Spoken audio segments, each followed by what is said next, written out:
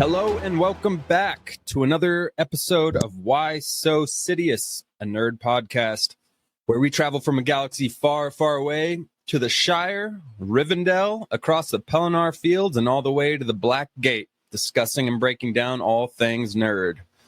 Here with me tonight are my co-hosts Jeremy Darr and Caleb Culver, and tonight we will be bringing you the ultimate Lord of the Rings episode to get you caught up, informed, and ready for the upcoming Amazon series, The Rings of Power. We will be providing the ultimate guide to Middle-earth and everything you need to know about the lore, and everything you need to know going into the Amazon series itself. We'll also be giving our individual ratings of each movie and where they fall in our rankings. If you want to check the episode description, you can find specific parts of our episode timestamped for you, so you can jump to any part you'd like.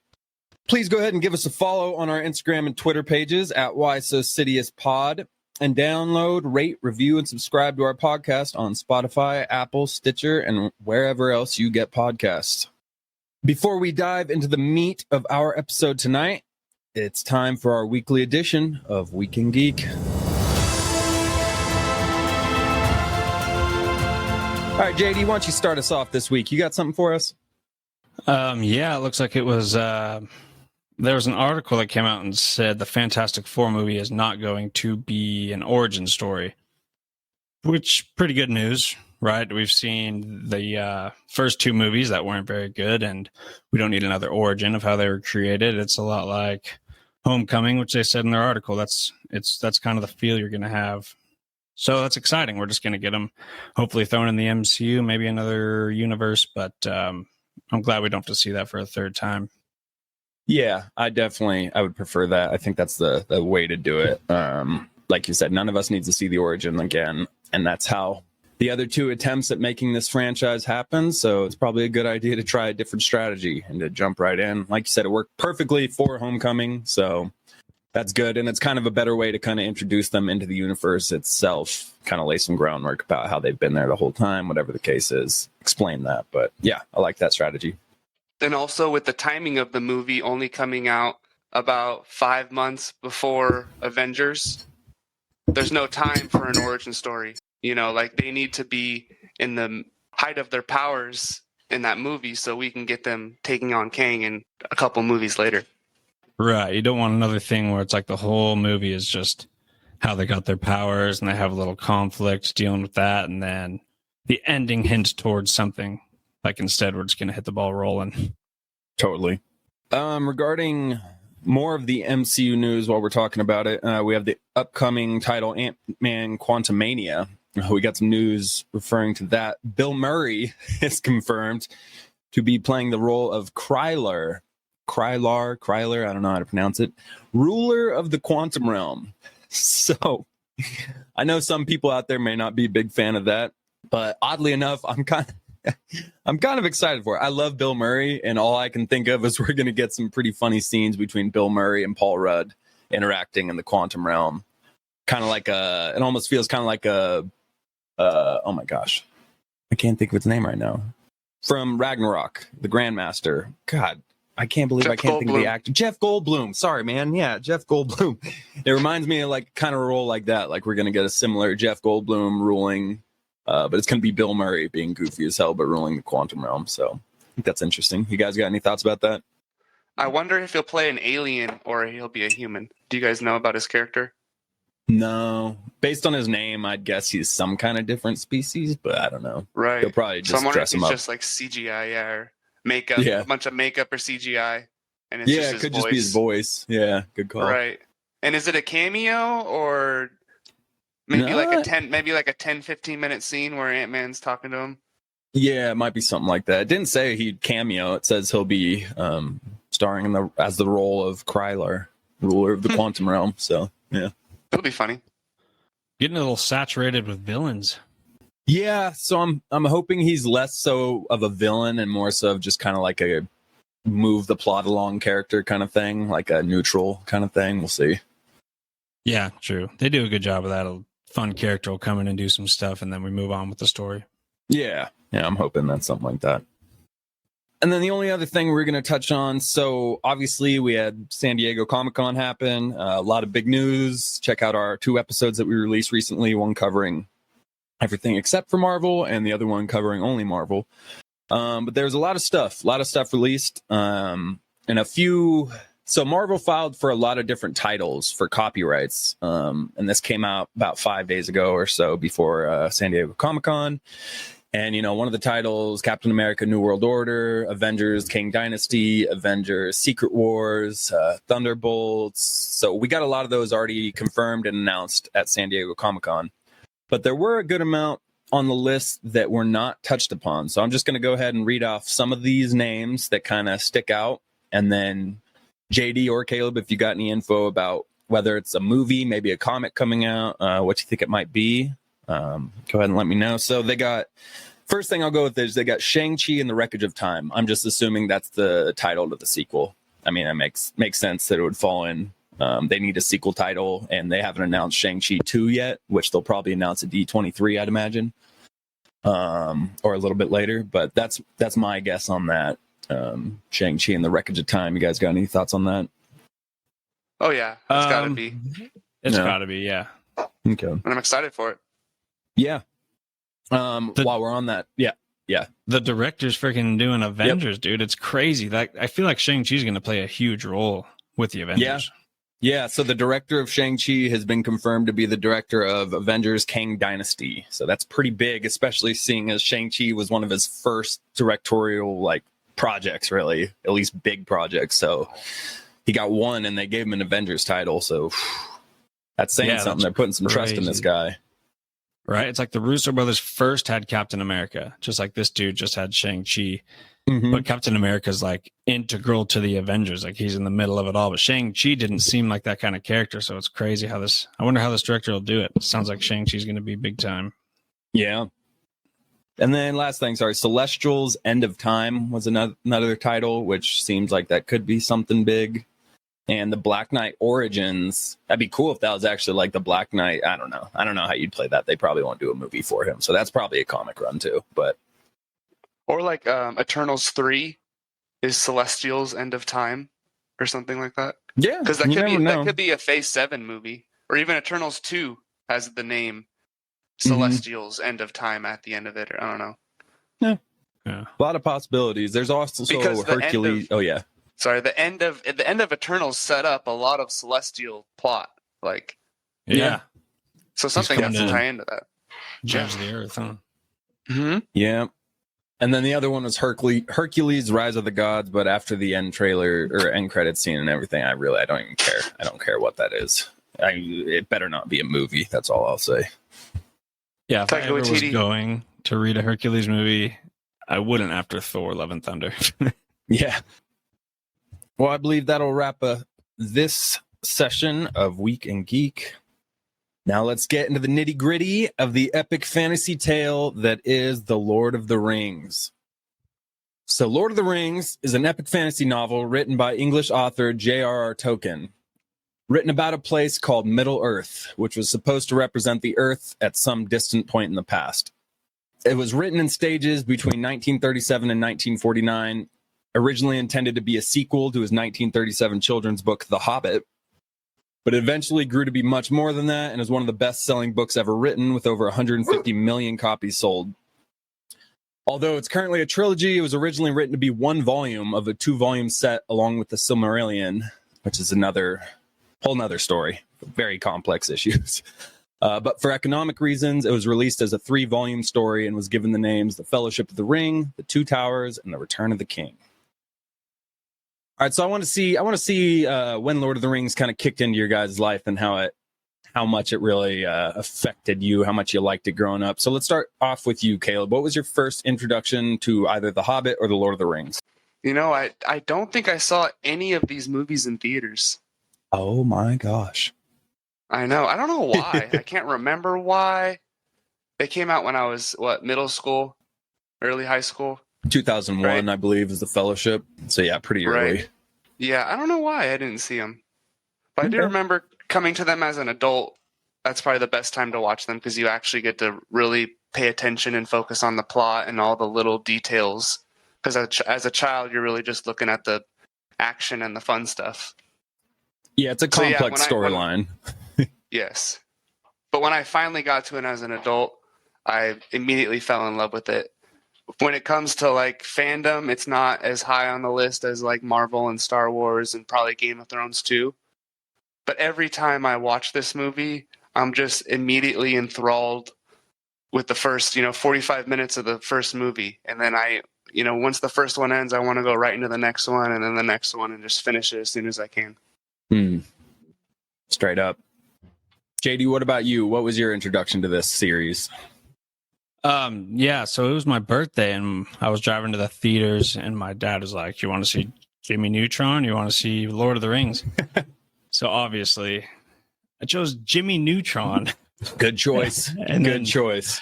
And then like 2 months later, I actually watched Lord of the Rings. We did it every Christmas. Me and No, I'm serious. You seriously chose Jimmy Neutron? I 100% did, dude. I was young, man.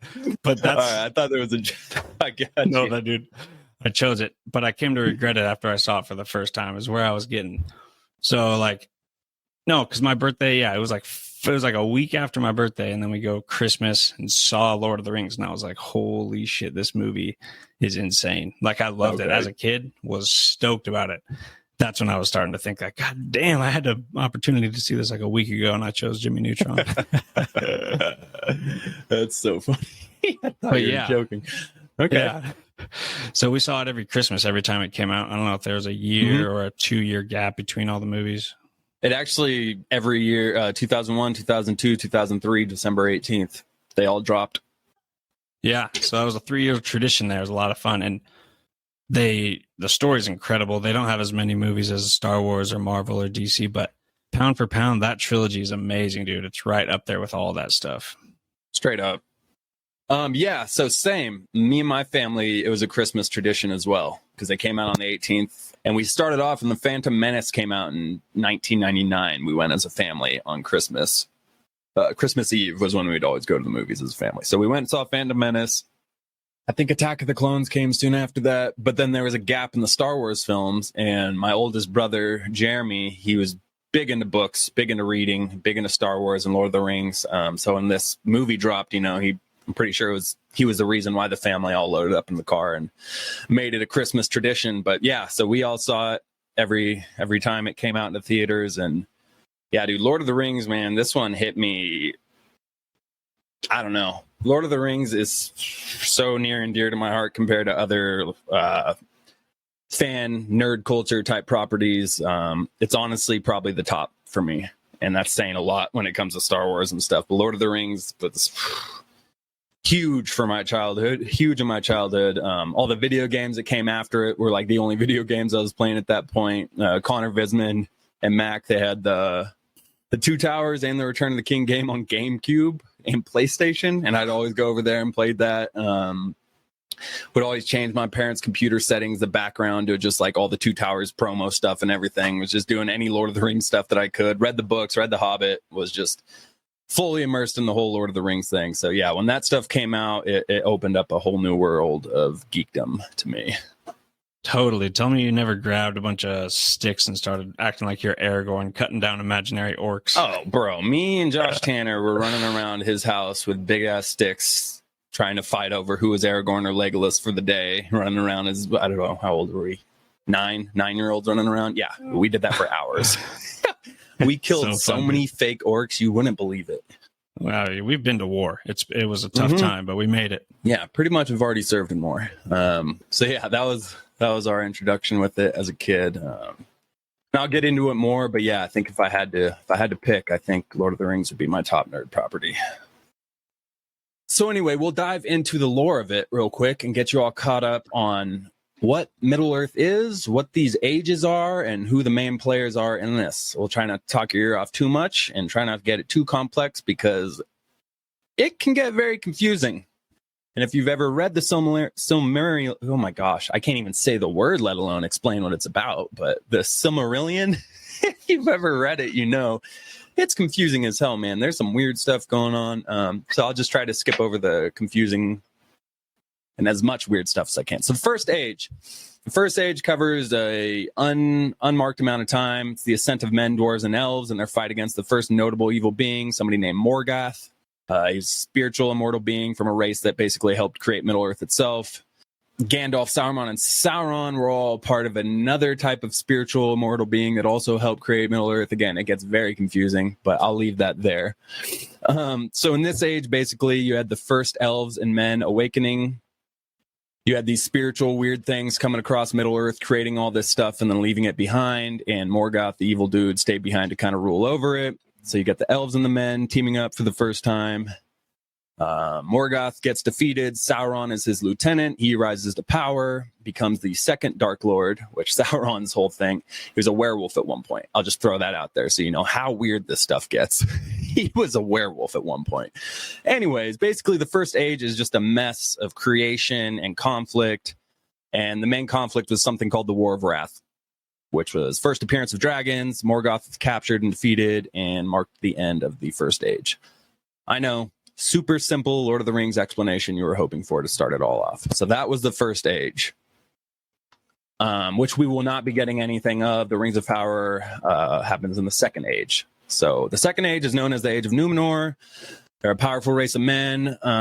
These men traveled to Middle-earth, founded great cities there. They're also known as the Dunedain, which Aragorn was a part of the Dunedain Rangers, and his ancestors were the Numenor. So one of the first great powerful men, yada, yada, yada.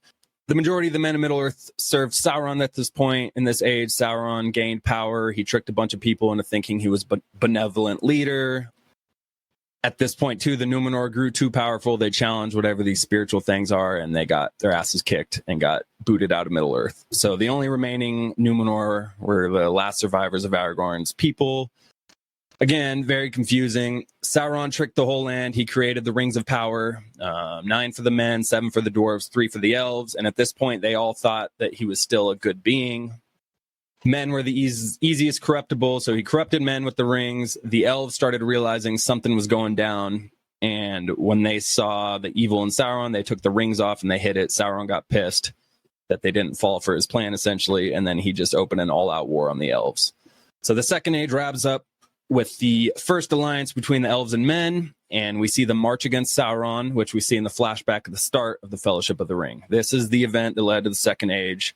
Elves and men defeated Sauron. Isildur cut the Ring of Power off of Sauron, and the ring was lost for about 2,000 years after that. But that concluded the second age. So third age kicks off with the ring being gone for 2,000 years. Gandalf and Sauron appear. Sauron is defeated, but he's still building up strength as a spirit because it's incredibly confusing, but his last tether to the earth belongs in the ring. Gandalf and Saruman were actually both created to fight against the evil of Sauron. Saruman ends up switching sides, obviously. But for the most part, nothing happened in this age compared to other stuff. Men and dwarves got complacent. Elves started leaving Middle-earth, and Sauron gained power until we finally get to the events of the Hobbit happened too during that, but that was a blip in history.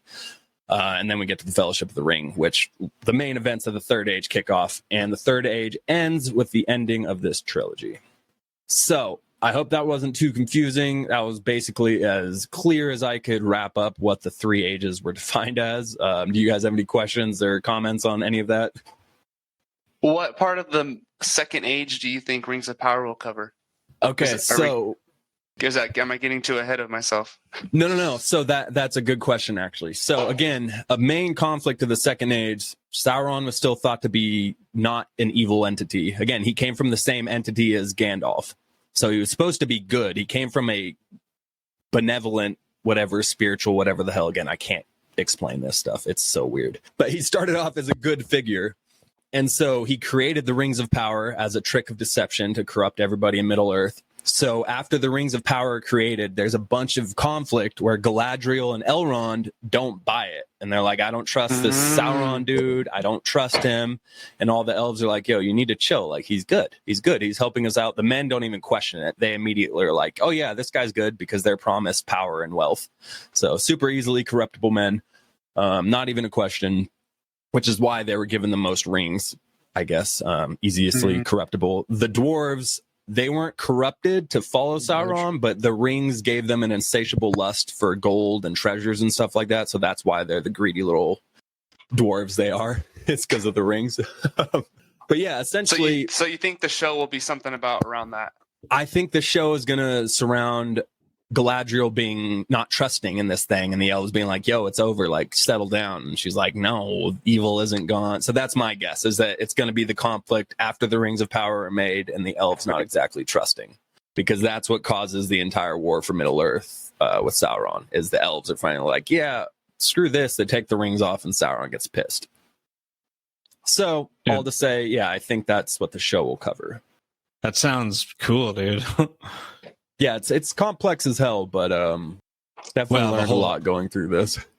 Yeah, the whole history of it. But the way you explain what you think the show will be about, it sounds sick. That'd be cool, right? Kind of be like a political aspect to it too. But like, yeah, great origin for Saruman. That'll make us hopefully make sense of how Gandalf did that same thing. Like, I guess, you know what I mean? Yeah, it's so this is even before Sauron and Gandalf show up. Right, physically, but that's right. Yeah, there's still or something, some spiritual. Yeah, I don't know. Again, yeah, they were created in the Third Age, put into physical beings to help fight against Sauron. And Saruman's greedy as hell and was like, I could probably be powerful with him, and switch sides, and the rest is history. So yeah, those are the 3 ages. Well, it's just crazy how there's so much history, but there's only like 5 actual books, stories, or 4, The Hobbit and the 3 Lord of the Rings books. Oh yeah. Yet there's so much history behind it. Whereas like Game of Thrones, there's like 7 books, and there's probably 2 history books, but there's more history than stories. The point. But even in Game of Thrones, he created so much history before he wrote the first book, so really? It was similar. Well, yeah, he had all the Aegon's conquest and all that stuff thought in his head, and all the Targaryens, or some of it. Yeah, that's true. Actually, because they're always referring to the past in the first book. Yeah, like everything is based on the past in the first book. Robert's Rebellion, Aegon's Conquering, Essos, Doom of Valyria. That's true. Sidebar. Yeah.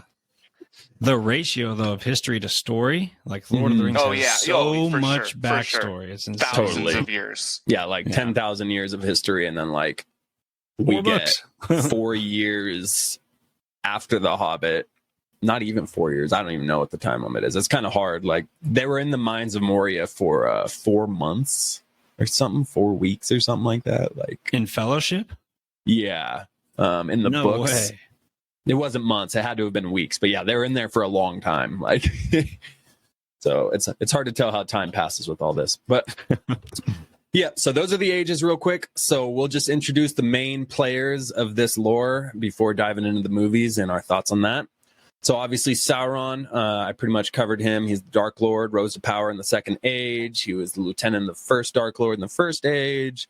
Swayed men easily to serve with him with delusions of power and grandeur. Even swayed some of the elves, created the Rings of Power, handed them out, played to control all the races. Didn't go well because of the elves. So yeah, the 9 men who he gave the rings to end up becoming the Nazgul, or ring wraiths, or the hooded figure, the riders in black, whatever many nicknames you want to give them. They're the dudes in the hood screeching all over Middle Earth. So those were the 9 kings of men. Very corruptible. Obviously, they're now Sauron's lieutenants because is just weak. But yeah, basically, if the elves hadn't resisted, mainly Galadriel and Elrond, Sauron would have already won and taken over Middle Earth. So again, hopefully we get that conflict in Rings of Power, but we will get more Sauron fleshed out in that show. So I'm pretty excited for that.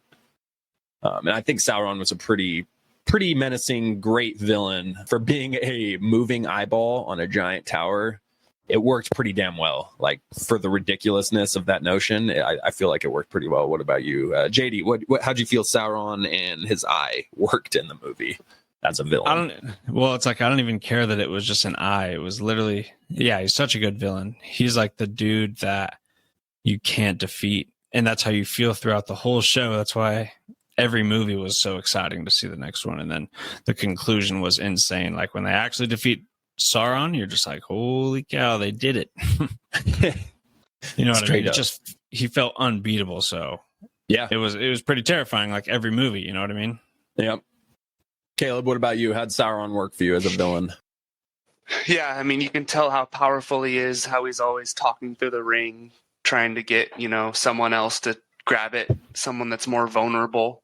Yeah. So he can control them easier because he knows, hobbits are pretty pure and kind-hearted. But the first couple times I watched this, I always wanted to see him in human form somehow, like at the end. But then also you realize if he does that, then it's game over. Like if he gets that far, then everyone's screwed. So he can't do that. But the first couple times, it's like, oh, like he's an eye the whole time, but it would have been cool to see him in some other form. But this time watching it, I was like, it works. It makes sense. Yeah, it's how it has to be. Right. But I totally get that need for almost wanting a physical villain to fight up against and to, But yeah, the way they, did that without having an actual physical villain to go against, they played it really well.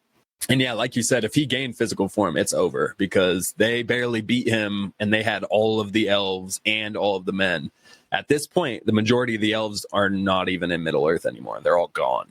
So it's pretty much just men, a few handful of elves, some hobbits, all the dwarves are pretty much wiped out too. Gimli's the only one we see in this entire trilogy. So yeah, they're screwed if Sauron will ever come to physical form again. Okay, so that leads us to our next main set of players, which is the Fellowship of the Ring. So we meet this group in the very first movie. The Fellowship of the Ring is a group of 9 formed at the Council of Rivendell after Frodo volunteers to bear the ring to Mordor to have it destroyed. Fellowship is comprised of 4 hobbits, Sam, Merry, Pippin, and Frodo Baggins. 2 men, Aragorn, son of Arathorn, heir to Isildur, and Boromir, son of Denethor, the steward of Gondor. 1 elf, Legolas of Mirkwood, and 1 dwarf, Gimli, son of Gloin. And finally, to round out the whole team, we have 1 wizard, the Grey Pilgrim, Old Man McKellen, the Wizard of Welfare Checks, the Sorcerer Supremely Old, Gandalf the Grey Graham. These 9 would take on the most dangerous and difficult task possible, all being led by a who had never left his village until now. Is that PC? All being led by a short person who had never left his village until now. LP, little person. There you go. Oh, gosh. Yeah, so that wraps up the Fellowship. Those are our main guys. So before we dive into the movies, I just wanted to touch on the casting for these guys real quick. So the casting for the Fellowship had some super interesting stories. Aragorn was actually played by Stuart Townsend, but 4 days into filming, Jackson decided they needed somebody older and snagged Viggo Mortensen at the very last second, who was reluctant to fully move his life to New Zealand for the next 14 months, but thankfully he did. He became so enthralled with the role that he actually had cops called on him at one point in Wales because he was in the streets waving a sword around, going over fake fighting scenarios in his head that he wanted to suggest to Jackson. So they looked out the window, saw some dude out in the street waving a sword around and going crazy, called the cops on him. It was just Viggo Mortensen, trying to make the movie better. He's also the reason his character took Boromir's armored sleeves from him when he died at the end of the Fellowship, and he wore them for the rest of the trilogy in honor of Boromir. That was actually all Viggo's idea, and Peter Jackson loved it so much that he put it in there. And Viggo actually got so invested that he did most of his own stunts. He kicked a helmet in one scene in which he shattered multiple toes, and when he yelled out, it was actually a real yell. And then the rest of the 2 towers, when they're all running around, running cross country and stuff, Viggo Mortensen's running with 3 broken toes. Orlando Bloom's running with broken ribs that he sustained falling off of a horse. And, well, it's not actually John Rhys Davies running around. It's a stunt double running around for him. But the stunt double had jacked up his knee earlier. I don't know. So you had a bunch of injured old guys running cross country for all these scenes. But you couldn't tell, they pulled it off. And Aragorn, Viggo also almost died. He almost drowned in the scene where he's floating in the river after he seemingly dies in the middle of 2 towers. He almost drowned because the water got sucked into his costume and his entire costume weighed him down, and cast members actually had to jump into the river and pull him out. Oh my God. Viggo had some intense activities during this film. Oh, and the last thing, the scene where the giant Uruk-hai known as Lurtz throws a dagger at him and Aragorn deflects it. So that was actually a steel blade that was thrown at him accidentally. Apparently he wasn't aware of it. Luckily he deflected it with his sword because he used real swords too, real steel swords during all of his scenes because Viggo wanted it to feel real. So yeah, he deflected that knife that was actually thrown at him. So that's pretty insane and a little reckless. Yeah. What if so we almost died? lost Viggo. We almost had Aragorn die instead of Boromir. That's why the movie feels so real. It was real. Well, yeah. Well, that, and so the last cool thing is all the swordsmen that were hired, to train all the actors. They all said that Viggo was the best swordsman they had ever trained, and he insisted on using real steel in all of his things. So Viggo Mortensen truly was the only choice for Aragorn, and it was lucky Peter Jackson noticed that 4 days into filming and made that switch, because that was huge for this film. He's my favorite character in this movie. I don't know about you guys. Yes, he's my favorite character. He's so sick. Oh, yeah. Just a badass. Yeah. And again, we almost had some guy named Stuart Townsend playing him, so thankfully we missed that. Orlando Bloom actually auditioned for the role of Faramir, Boromir's brother, but thankfully Peter Jackson saw this audition tape of a relatively unknown Orlando Bloom and immediately felt like he was a perfect fit for another character. And boy, was he. They cast him as Legolas, and he nailed it. Absolutely nailed it. Sent his career taking off. Just another great call by Peter Jackson. And the last little bit of casting, so Gandalf, in casting for Gandalf, Christopher Lee auditioned for it. He plays Sauron, did not get it. Sean Connery was offered the role, and Sean Connery denied it because he claimed he didn't understand the script. So rest in peace, but what an awful choice by him. Like, and a great thing for us, because I don't know how much I would have been down for a Scottish Gandalf, but he's playing both sides. Damage is done, Frodo. Oh yeah, it would not have worked. I'm glad that didn't happen. And when they interview Ian McKellen, he always says he truly doesn't understand how he got the part. He theorizes that everybody else who was offered it before him turned it down because they didn't want to live in New Zealand for 4 months, and he later referred to them as fools. So he doesn't know how he got it. It was right after his stint as Magneto, and man, was this an amazing couple of years for Ian McKellen. Sir Ian McKellen. Legend. Absolute legend. So, all right, we're not covering The Hobbit. Just going to say that right now. We're not covering the Hobbit trilogy for a few reasons, mainly being the movies just weren't very good. They're mainly CGI, not at all done like the trilogy. Wasn't faithful to the book, mainly because they turned a reasonably short children's book into a 3-movie run. And it just wasn't of a high quality that stands up to the Lord of the Rings standards. So we don't really talk about the Hobbit trilogy anymore. But JD, do you have any experience with the Hobbit trilogy? Did you watch it? Did you like it? No, I was just super excited for it. So it sucked watching 3 movies and then just being disappointing. Yeah, it's a good way to sum it up. Caleb, did you ever see them? I watched the first one on HBO Max in like 2 parts. I couldn't even watch it all in one sitting, and I'd never watched the next 2.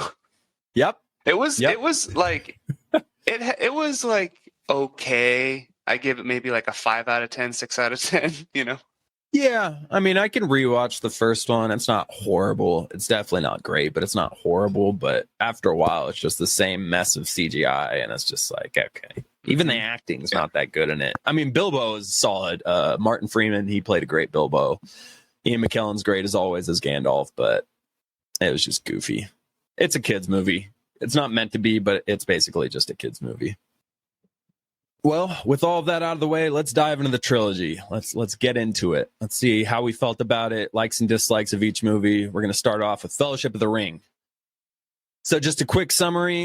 We start off with the flashback of the alliance between elves and men standing up against Sauron. The battle takes place at the end of Second Age, ends with Isildur cutting off Sauron's hand, taking the ring, and evil is seemingly defeated. Cut roughly 3,000 years ahead, and Gandalf realizes the Ring of Power has been with Bilbo Baggins this whole time. So he tasks Frodo Baggins, Bilbo's nephew, with taking the ring to the elves in Rivendell. Frodo and 3 hobbits take the ring, evading the Black Riders known as the Nazgul. They get to Rivendell, and a council of men, elves, and dwarves argue about what to do with the ring. After Frodo volunteers to take it, the Fellowship of the Ring is created, and they immediately hit rough spot after rough spot in this quest, going from snowy mountaintops and wizard fights to being attacked by a kraken and forced into the abandoned mines of Moria.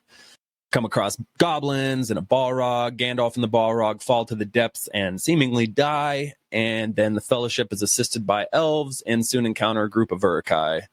They fight, Boromir is killed, and Frodo and Sam continue the mission without the rest of the Fellowship. All right, Caleb, what issues did you have with this movie, if any? I did not have very many dislikes with this movie. I love this movie. But there was a couple little nitpicks. The Frodo fake out death, which is kind of a thing throughout the whole trilogy where, I think he almost dies in every movie. Yeah, he does. Huh. I'm not a huge fan of the orcs. They're just kind of like a, basic. The costumes are great, but they're just like big, dumb. A lot of them have like goofy voices that are kind of hard to listen to. And there was the one scene at the end where Aragorn faces down all the orcs, and it's literally like 1 versus 100 before the other people show up. And it's like just him, and he's fighting hella orcs, and they're like standing around, kind of waiting for their turn. Right, doing the classic. Yeah, but classic, just hang back. But any like plot things, or the plot's just perfect. Okay. Yeah, you got to nitpick with this movie. Honestly, this is an amazing movie, so you're gonna have to nitpick. So, JD, dislikes, nitpicks? No, it's hard to pick nitpicks, dude.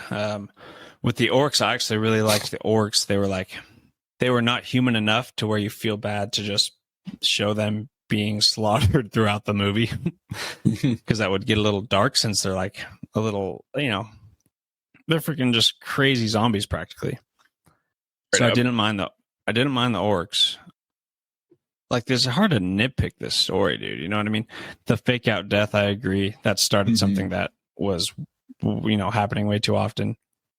But it's hard to nitpick, so. Straight up. Could I say one thing about, just because you brought up the orcs, I was thinking about, when I was watching the last one, just how orc society would work. Just how, like, I know. just how crazy, and because, in the last one, it shows them all, like, hanging out in their city or their town or whatever, and it's just, like, a total free-for-all. And they just kill each other. Yeah. They literally wiped each other out by the end of it. Yeah. Mm-hmm. Like, I would not want to be trying to live in anywhere near them. Right? Yeah. Going to work every day, just getting in fights on your way to work. Trying to go to sleep and just start fighting someone else. Stabbed somebody on the elevator again today, Sharon. There's no peace. Yeah, me and Megan were talking about it, actually. I was like, I don't know how they procreate. I know Uruk-hai are created. I know Sauron creates the Uruk-hai, but orcs aren't. So they have to procreate at some point. Yeah, no, they already explained this to us, because they stand there and hold their hands over a burning flame, and then that's how the orcs are created. Yeah. Korg is an orc, actually. Yeah, Korg orc. Yeah, it's in the name. Orcs actually, so they came from elves. I won't dive into this too much. Louis really doesn't want me to get into it, but I'm going to push through.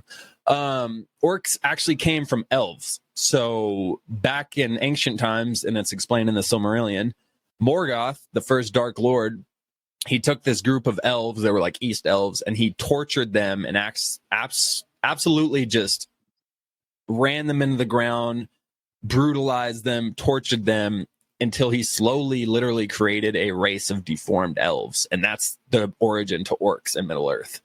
So straight up, they took a being known as the elves, and they straight up mutilated and tortured them and created a new evil being, essentially. So that's pretty nuts. That's cool. I mean, as a backstory. Yeah. And Sauron mentions that in the extended edition of the Two Towers, where he's like, your people were elves or something like that, but he doesn't really touch on it too much. But it's pretty crazy how they're created. And then it says they multiplied like elves and men after that. So there had to have been orc females at some point. Anyways, so yeah, orc on orc. Oh, here at whysosidious pod, we don't support orc on orc relationships. Likes and dislikes is tough with this. I liked everything, didn't dislike much. So like you all said, I had the fake out death too with Frodo, and everything with so on first watch and on rewatch when it's been a while, the Shire and everything is really it's interesting. It's interesting, the hobbits themselves, the way they created the Shire, the fact that they actually built the Shire in New Zealand. Like that entire thing, they created the Shire in New Zealand. Wow. And they even built it 3 different times. So they have one Shire that's for Hobbit-sized people. They have one Shire that's for normal-sized people to make the scales fit. And then they have one Shire that's just for on-location shots. So they created 3 different versions of the Shire to help with the size difference, to help with so much stuff, bro. They went into so much effort to create that. The third one seems unnecessary. Yeah, I there was some reasoning to it. I don't remember, but yeah. So that would be my dislike on rewatching, because it's kind of like, okay, I'm sick of watching hobbits walking around on a rewatch.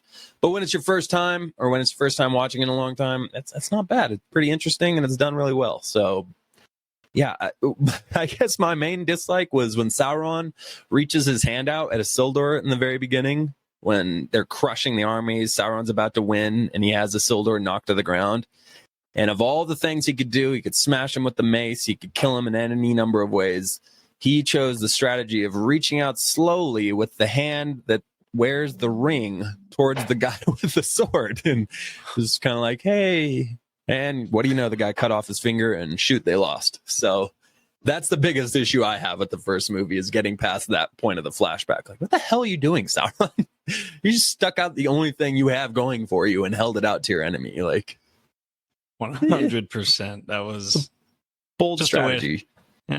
Just a way to get us the ring. That's right. That's right. I should have done something more, Yeah, from behind, sneak attack while Sauron's killing some people. I don't know, something. Just seems a little weak. But that's all I got for dislikes, man. This movie, honestly, if it's your first time watching, or your first time watching in a long time, it's pretty much amazing from start to finish.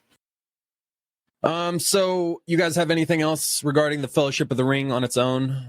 Favorite scenes? What was your favorite scene, Caleb, or favorite aspect of it, or whatever you want to talk about for it? Well, I was thinking, who's the main character of the first movie? It's not Frodo. It's not Gandalf. It's not even Aragorn. The main character is the ring itself. Yeah. From the you get it in the flashback, and then from the second Bilbo puts it on in his little retirement speech, and from that moment on, it is like the main focus of the movie the whole time, where he can barely even let it go. He has to like just drop it and then walk out the door super fast. And then the next scene you get where Frodo walks in, and Gandalf's been sitting in there for who knows how long with it. And the first word he says, "My precious." But basically anyone who comes close to the ring or knows that Frodo has it immediately just loses their mind and wants it. It starts, Sauron starts calling to them. You get a lot of backstory with the ring. In the scene in Bilbo's house, Gandalf basically tells Frodo all about it. They are one, the ring and the Dark Lord.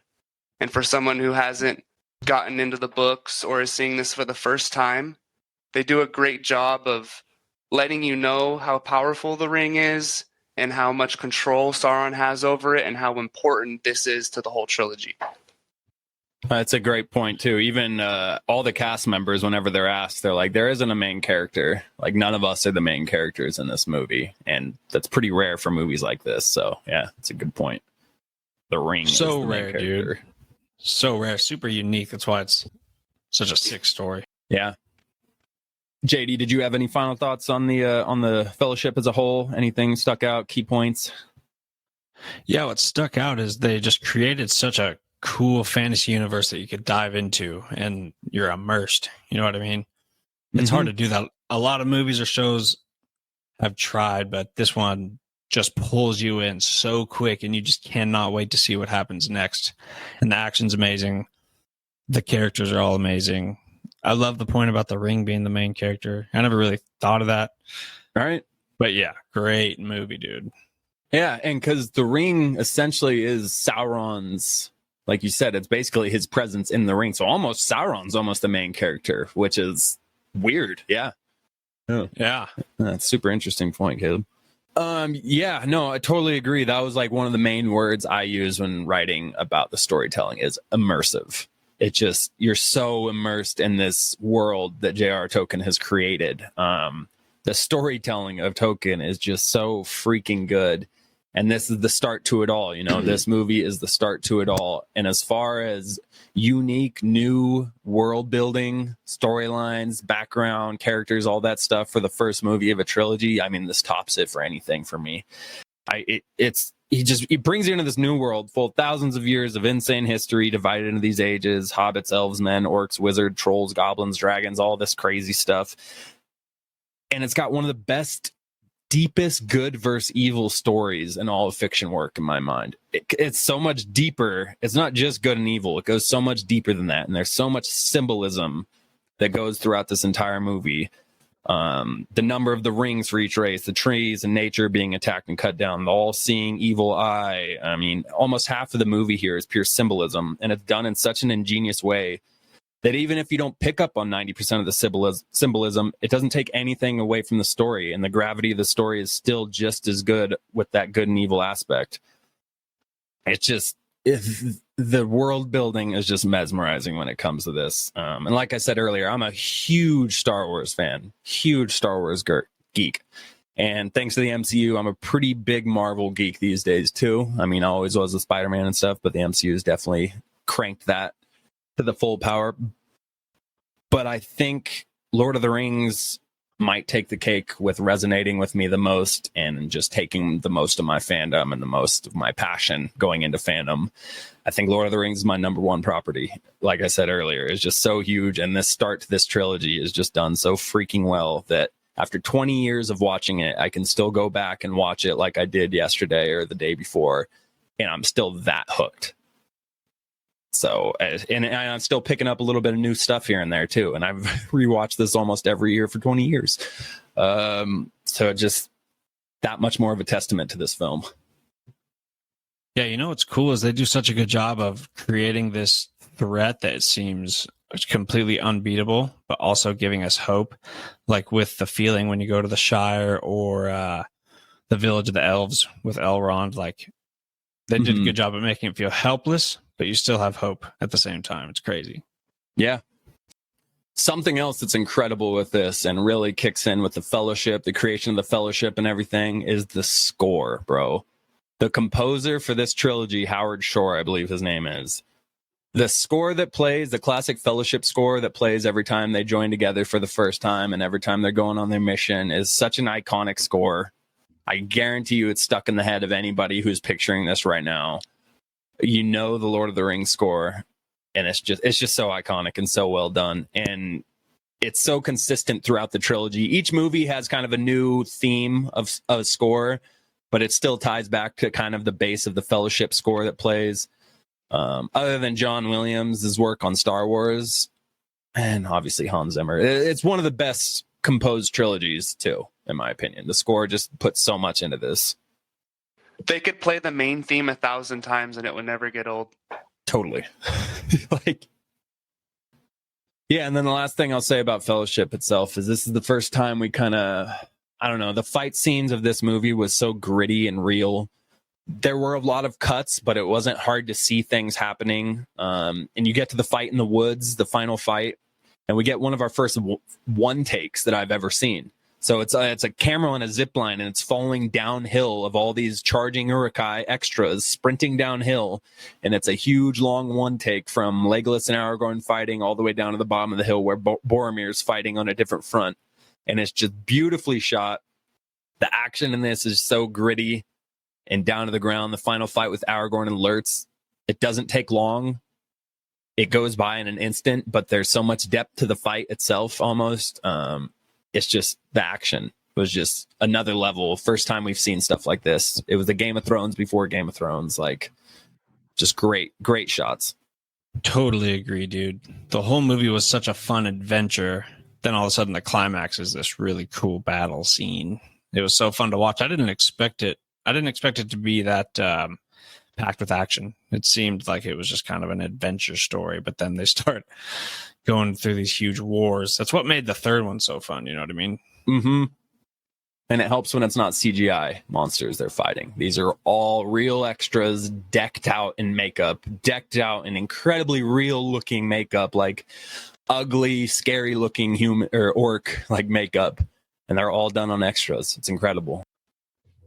real quick. So the extras that they used in this trilogy, so we see it for the first time. This is the first time we've seen a movie this detailed of so many costumes. This movie won a ton of awards when it comes to costumes, makeup, all that stuff. So the trilogy broke a ton of records regarding extras and all this. The trilogy used a total of 26,000 extras in full makeup and costumes. Not workers on the set, not cameramen, extras in makeup and costume. 26,000 people. Unheard of, bro. Like, that's just stupid. Dude, I've always wondered, because in the Two Towers you hear about how it's all prosthetics and people, but it's like, I guess 26,000 people were walking up to Helm's Deep, and you're sitting there watching it. It's like, it looks so real. Are you telling me that was probably the maximum amount of people? Well, Return of the King, I feel like a lot of the big armies you saw from a bird's eye view was CGI, or was it not? Yeah, so they used something called like Mass Army or Massive or something like that. So it is a simulation CGI thing for the wide shots. So even a lot of the wide shots at Helm's Deep, it was a mixture of extras and that. But they did use 20,000 extras in the Battle of Helm's Deep alone. That's what I was trying to say. Yeah. Yeah. It's insane because you could tell that looks super real, unbelievable. And then number 3, you could tell it's something different, you know? Right. But it's just crazy that they put that much time and effort into all of that. Yes. And the set of Minas Tirith, real quick, too, was so incredibly massive that it functioned as a small city and was the largest set ever built in film history. So that was the set of Minas Tirith. They created 64 incredibly detailed miniature sets, some so big that they started calling them bigature sets. But yeah, I mean, Game of Thrones, this was the start to Game of Thrones. Like, because Game of Thrones used a lot of tactics like this. They kind of created their own King's Landing. And Lord of the Rings was ahead of the game by like 15 years with this stuff, bro. It's just crazy how much effort and time was put into this trilogy. It'd be funny if they built them apartments, like thousands of apartments in that city, since it was already so big and everyone just crashed, slept there, and then woke up and went to work. That's one way to do it. I do have one little question about the Fellowship before we move on. So no one knew Bilbo had the ring the whole time besides Gandalf? Yeah. Gandalf. Well, and Gandalf barely even knew. Have it? And how long did he have it? Bilbo had the ring for roughly 60 years, I think. Okay. Yeah. And the ring was lost for like 2000 before Gollum got it. And then Gollum had it for like 80 years or something like that. Okay. And he ages very fast once he loses it. Yeah, because that was slowing down his age for 60 years. And then as soon as he gets rid of the ring, all of a sudden he's dying. He's deteriorating in front of our eyes. Hey, did you guys, when you were young, get really scared when Bilbo, when he went to grab the ring and his whole face changed? That was... Scared the crap out of me as a kid, bro. Nightmare fuel. Nightmare fuel. Because it came out of nowhere. Yeah, this isn't a horror movie. It was so scary. Oh, it's hilarious. All right. Anything else to say about the movie before we move on? Nope. All right. So last thing, I think this is the first movie I ever teared up in.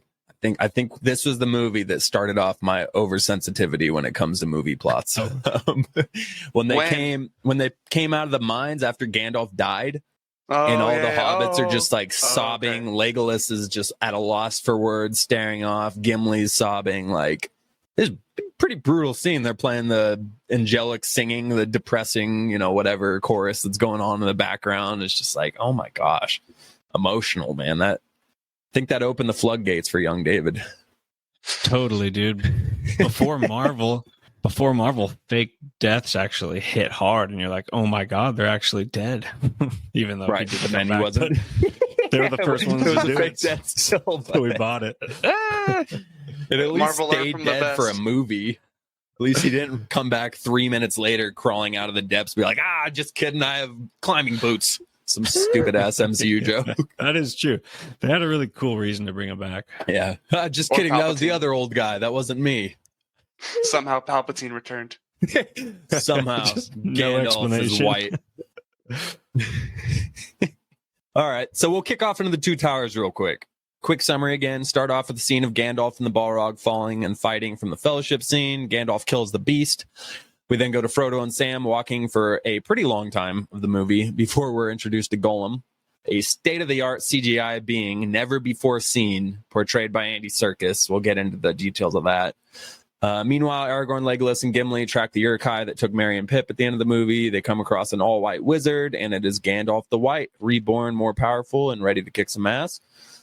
They travel to Saruman's tower, and in the extended edition, we see Saruman stabbed and thrown off the top of the tower and killed, which we do not see this in the theatrical version. So if people are wondering what happened to Saruman, he was stabbed by Grima and tossed off the tower. Isn't that Return of the King? I was going to say. Son of a beasting. Yeah, they go to Rohan. They do not go to Saruman's thing. That is the wrong movie. So they meet up with Gandalf the White. They go to Rohan, where King Theoden is possessed by Saruman. Meanwhile, Frodo, Sam, and Gollum are kidnapped by Faramir, brother of Boromir. Back in Rohan, they receive news of an army of 10,000 Uruk-hai coming. The people of Rohan, Aragorn, Legolas, and Gandalf flee to Helm's Deep. Gandalf departs and goes to get help somewhere else. This leads to one of the most epic battles ever put on screen at Helm's Deep. We'll get into the details of this, but this is one of the greatest cinematic achievements in history. Incredible stuff. The good side prevails, some 600 or so soldiers against about 10,000 before Gandalf and the Rohirrim show at the end. And meanwhile, Frodo, Sam, and Gollum continue their path to Mordor. Not a lot happened with them. Just kind of Gollum doesn't trust them anymore, yada, yada. But when did he ever? Yeah, that's Two Towers in a nutshell. Before we dive into the depths of Helm's Deep, JD, likes, dislikes, favorite part, nitpicks, what you got for this movie? Oh, man, I'm trying to think of the Two Towers. I know this is my favorite. It's hard to nitpick, but it's like you got to be able to come up with something. I think Eowyn was kind of wasted screen time. Yeah, it's hard to nitpick, but she had a lot of wasted screen time. Like, I'm hoping that's not Return of the Kings when, like, her and Aragorn just have all these moments that get super slow and they talk, but both Aragorn movies. Yeah, they both have it. Yeah. And we know it's not a romance. We know he likes the elf chick, so. She kind of screws her over. She doesn't, yeah. I don't feel like he screwed her over. I feel like she knew Homeboy had an eternal love with an elf, and she kept hitting on him, and he kept being like, I can't be what you want me to be, That's yada, true. yada. And then she started bawling and crying and stuff. It was like, look, like, he's got a girl. I don't know. I feel like that was kind of on her, but... Yeah, after watching the extended edition, you're like, there's plenty of scenes that could have taken up the movie besides that. Oh my gosh, yeah. The extended edition of the Two Towers. So I watched that.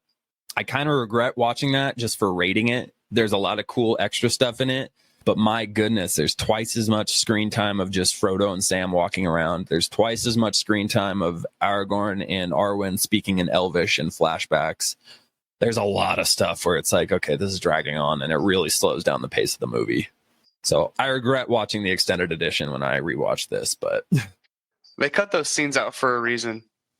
yeah. Now, there are some scenes in Return of the King that need to be in the movie, so that's why I like to watch the extended edition for that one. They cut out 3 major scenes in Return of the King, which we'll get to later, that I just don't understand why. But, okay, Caleb, did you have any nitpicks for Two Towers? Just a fake out death again with Aragorn this time. True. And I'm not the hugest Frodo fan. I understand that the ring is a huge burden, and it's definitely messing with his psyche and how he is as a person. But he's kind of an asshole sometimes. Yeah, he's kind of obnoxious. But the things I love, Mm-hmm. just how the quality continues from the first movie. When you get sequels, sometimes it's never as good as the first one. But when it comes to quality and how they took care of things, you can't tell the difference. It just flows right from the first one. Mm-hmm. And that's because they filmed these back to back to back, 14 months straight, which no movie had ever done before. No trilogy had ever done before. And yeah, it was probably brutal for the cast, but dude, it paid off in so many ways. And that's one of them. Prime example right there. One of the ways it paid off. Yeah, And regarding any show or movie that you've ever watched, like I've never wanted to see the next episode so bad than Lord of the Rings, Mm. And just think how, you don't get movies year after year after year these days. You have to wait at least 2 to get a sequel. At least. Right. especially for something as big as this. Like, Right. But another thing these movies are so good at is just all the flashbacks, the dreams and inconclusive futures, just exposition in general. Like, normal, some people, you can't nail the exposition. It's hard. But in these movies, every time it just fleshes things out and gives you so much more knowledge. yeah, they do a great job with it. They don't make it messy, and it totally could be. So you mentioned Frodo, and yeah, I always had, especially on rewatches, you rewatch it and you're like, I'm so sick of the Frodo scenes. Like, I don't need to see these scenes anymore. I rewatched it again. I rewatched all these this week because I was homesick from work. Worked out perfectly. But it's probably been a couple of years since I rewatched it, which typically I don't go more than a year. I'm sick at some point in the year and I end up going on the Lord of the Rings binge. But I didn't mind the Frodo scenes as much this time because I think I was more immersed into the movies again than I typically am on a rewatch. So something I did notice was the reason Frodo fights so hard and sides with Smeagol as much as he does, especially when Sam's criticizing him and bringing up stuff. It always annoyed the hell out of me. It's like, okay, I get it. You feel bad for him, but Sam's your homie and you're treating him like garbage for this little thing. But it kicked in more to me this time. It's because at one point Frodo says, Sam asks, why you always stick up for him? And Frodo says, it's because I have to believe he can come back. And Sam's like, he's lost, he's lost. He's not coming back. And Frodo gets pissed and he goes, what do you know about it? And, snaps. It's like, oh, yeah, this dude's probably the whole time like, this is what I'm going to turn into. Like, I'm bearing the ring. I'm the only other one doing this. This is my future. So if Smeagol can't come back from this, then I can't come back from this. So it's hella personal for him. And it just really demonstrates the burden he's carrying more so. And that just kind of stood out to me more this time around. I was like, okay, I kind of get why he's so over the top defending him, because that's his future he's looking at. Like, that'd be scary. It'd scare the hell out of me. I'd want to see redemption. That's true. That's a very good point. Yeah, on this rewatch too, I started to write that down as a dislike. Like, yeah, why is Frodo doing this? But then towards the end, you're like, okay, I can kind of understand that. In Return of the King, it gets a lot worse where you're like, Frodo, what the hell are you doing? Yeah. Listen to Sam. Yeah. But in this one, it's still, Smeagol still has a point. You could still see redemption, I guess. Yeah, one of my favorite scenes coming into this movie. So they're on their way to Helm's Deep, and we get the scout wolves coming after the group of riders coming from Rohan to Helm's Deep. They get cut off by the warg scouts. So it's these orcs on these giant wolf-like creatures. And we get this dope shot of Legolas firing arrows way off into the distance and drilling these scouts one by one as the horses ride up behind him. It has a little bit of a goofy CGI mix to it, but it still looks dope. And as a kid, it looked freaking amazing. I was so hyped on this scene in theaters as a kid. So the horse rolls up and Legolas grabs the reins and kind of does this backwards twist where he launches his light elf body. I don't know. He does some weird 360 thing and ends up on the back of the horse with Gimli.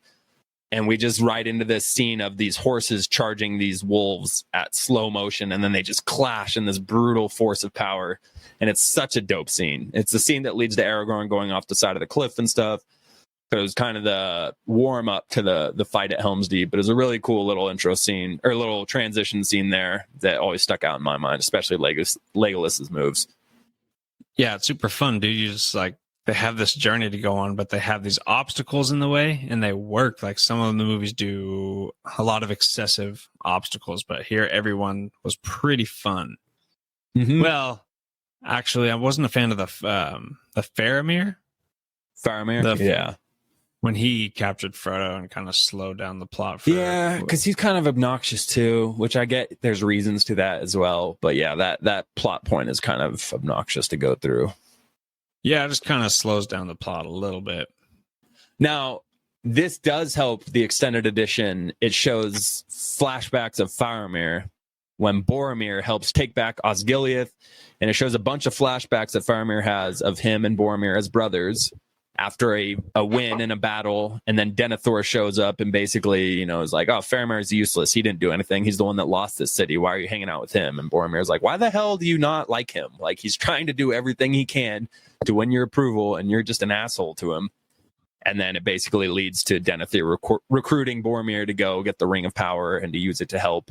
And so that kind of fuels the reasoning as to why Faramir is so insistent on bringing the Ring of Power back to Gondor, because he has this flashback of his dad telling Boromir to go get it, and he can never get approval of his dad. So it fleshes that out a lot. So there's a lot of cool extended edition scenes that we kind of miss there. That would be cool to have a fleshed out Faramir. I was kind of like, every time he's on screen, it's kind of like, I want to like you. I kind of want to get into this plot point, but it's just like not quite there. But a little fleshing out would have helped. Bro, it totally makes you feel sympathetic for him. Like, in only a couple scenes, and you're just like, this poor guy. Like, this poor guy. It worked for me. I really liked his character after the extended edition. Yeah, and in Return of the King, you do feel that. So, oh yeah, you're right. At that point, even without the extended stuff, you still kind of feel the sorrow for Faramir. But you're right. Yeah. So it kind of paid off. But yeah, fleshing out would have made it a little better along the way, like during Two Towers and whatever. Yeah. So before we get into Helm's Deep, well, we'll kind of head that way anyways. So one of the coolest little scenes for me was when they're all waiting at Helm's Deep and they feel like they're alone. Nobody's coming to help him. Theoden's like, Gondor's not coming. Where's Gondor? Where's Gondor when we ask for help? Where are these people? We don't have help. It's just us. The elves have already left Middle-earth. They're gone. But Elrond sent this little squad of like 200 elite archers, and they show up. These horns start blowing. They're like, what the hell? And this group of elves rolls in to stand by the side of men one last time, facing certain doom. Just such a cool move. Gives me chills every time you're looking at the faces of all the men who just have no hope, and they're watching these hundreds of almost like angelic figures of these elves coming to grace their presence. And the main guy goes, an alliance once existed between elves and men. We've come to honor that alliance. And it's just like, woo, what a dope power move right there. Like, such a cool point going into the battle that kind of gives you a little bit more hope before it all kicks off. That's exactly what I was going to say. It was just a little ray of hope. It was so dark and you're scared and they're like all going to die. But then an army of elves comes through and you're like, all right, let's go. And the score that plays when they're coming in, it's just, I don't know, it just sets the mood so well. Yes. All right, I'm going to touch on real quick what went into making the Battle of Helm's Deep, and then we'll touch on our favorite spots. So, like I said, they used 20,000 extras to film the Battle of Helm's Deep. Fully makeup, costume. It may seem plausible that only a few hundred extras might be used, but no, they employed more than 20,000 extras for the Battle of Helm's Deep alone. Insane. So they actually took 120 days to film for the Battle of Helm's Deep alone. Now, to put that into perspective, the battle scene was only 10 minutes total. They used 10 minutes of screen time for this battle scene. They had 20 hours total of footage. And it took around 1 month to edit, compile, and complete these 20 hours of footage to use 10 minutes of screen time. By comparison, it took 110 days to film Star Wars The Last Jedi as a whole, which has a runtime of 2 hours and 32 minutes. It took them 110 days to film that. It took 120 to film the Battle of Helm's Deep. Little difference in quality, little difference in effort there. But yeah, 120 days for Helm's Deep, 110 days for the entire Last Jedi movie. And then the last kind of cool detail, well, not the last, but the last thing I'll talk on, the rain during these battle scenes, all real rain. So for 120 days of filming, it rained for 90 of those nights. So they just had to push through it. Yeah. So typically you call that off because it comes with lightning or thunder, poses dangerous threats, yada, yada, yada. Nope. Nearly 90 nights during filming, it was pouring rain, and they just left the production team to work through it. Wait, so when they were standing there in front of Helm's Deeps and no one was attacking and they're just standing there, that rain felt real, and you're saying that was real? Real rain. They're all just standing. And they said it was frozen sleet at points. Like, this wasn't a warm summer rain. Like, this was a storm, and they were fighting through this. Yes, you hear the rain like tinking off the metal, and you see their breath. Yep. Like, dude, all practical. So freaking cool, dude. It just adds so much to this scene and the legendary lore of this scene and this battle as a whole. It's never been done again on film. Game of Thrones has definitely come close with their Battle of the Bastards preps and all the stuff that went into the Game of Thrones battles. They're on the same level, but no movie has ever done anything like Helm's Deep. And seeing it in theaters was such a freaking treat. Oh my gosh. I think I watched this 3 times in theaters, and every time that Helm's Deep battle, insane. So I think I like it more than the battle in Return of the King. It's so hard. It's so hard because there's different aspects of both that are more epic a little bit in Return of the King, but as a whole, I'd probably go with Helm's Deep too. Exactly. Return of the King was epic. The scale was huge. This was a little smaller in Two Towers, but it was just like done so well. Yeah. Caleb, what was your favorite parts of Helm's Deep? What worked for you the most? My favorite part has to be when Gandalf and the Rohan are charging down the hill.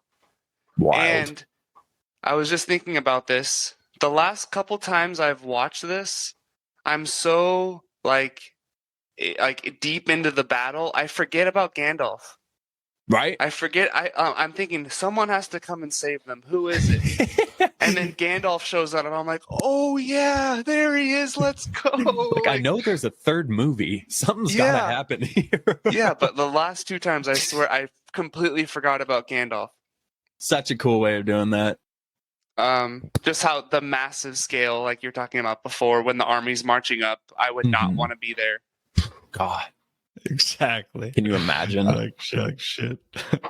Legolas and Gimli counting deaths. I love their like constant rivalry going on throughout the trilogy, but that's a funny part where 19, 20, and Gimli's just hacking them, hacking them off the ladder, counting. I got 2. Dude, that was so funny in this movie, and then when Marvel tried to put it into Civil War, it was at that point you're just like, dude, come on, man, that's Gimli and Aragorn's thing. Did they do that in Civil War? Yeah, when Falcon was flying down, he was like, boom, that's 4. Like in the beginning of the movie. Okay, yeah, and Lagos, yeah. So you're just like, dude, come on, that's not your thing. Yeah, that's their thing, man. And it worked so well in Lord of the Rings. You're laughing in the theaters when they say it every time. Yeah, Gimli gets pissed. He's like, I've got 17. It's he starts swinging his axe, hitting orcs on the crotch and stuff, just losing it. Yes. And just one more thing. Yeah. Just there's a lot of anxiety during the battle too. Like the tides turn back and forth so many times. You get the kamikaze orc running through, blowing it up, and then it's like, oh crap! Like they're done for. Mm-hmm. Yep.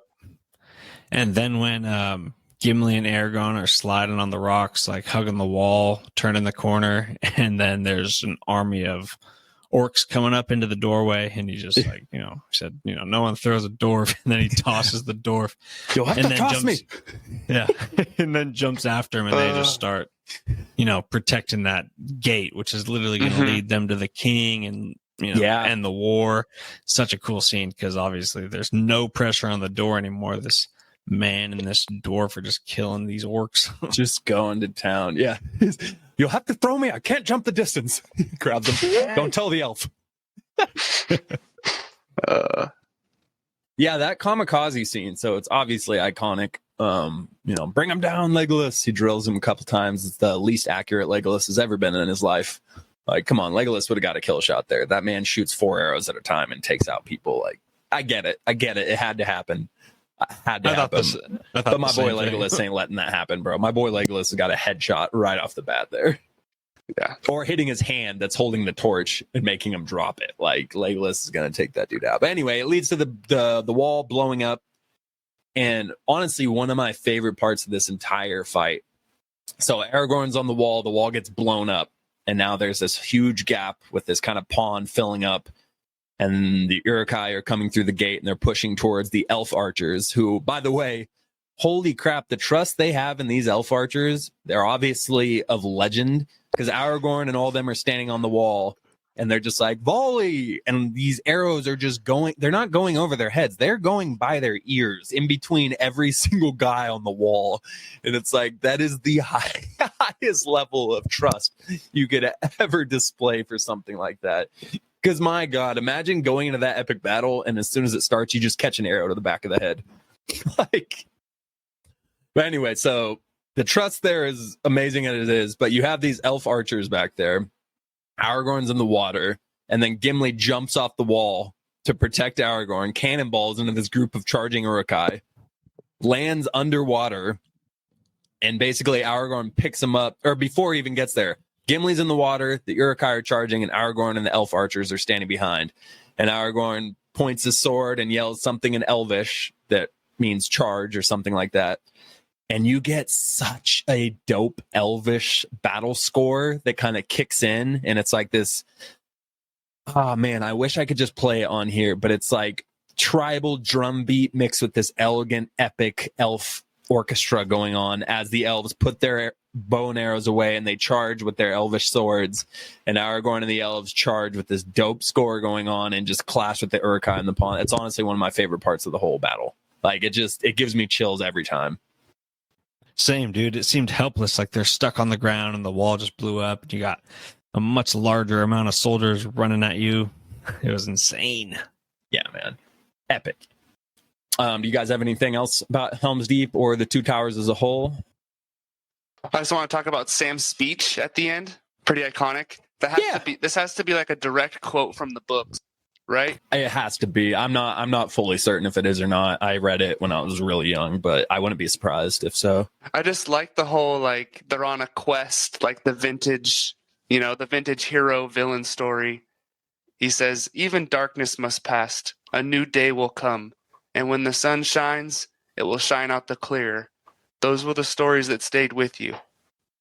Yeah, gives me chills right there just reading that. Like, there are so many iconic lines and quotes in these movies too. That's the other thing. Gandalf has so many lines, so many small things like that. Even Gandalf says, "The pity of Bilbo may rule the fate of many," talking to Frodo about how Gollum's still alive and he got the ring and all that. And Frodo's like, "I wish you would have just killed him and been done with it." And he's like, "Who are you to decide who lives and dies? You don't know.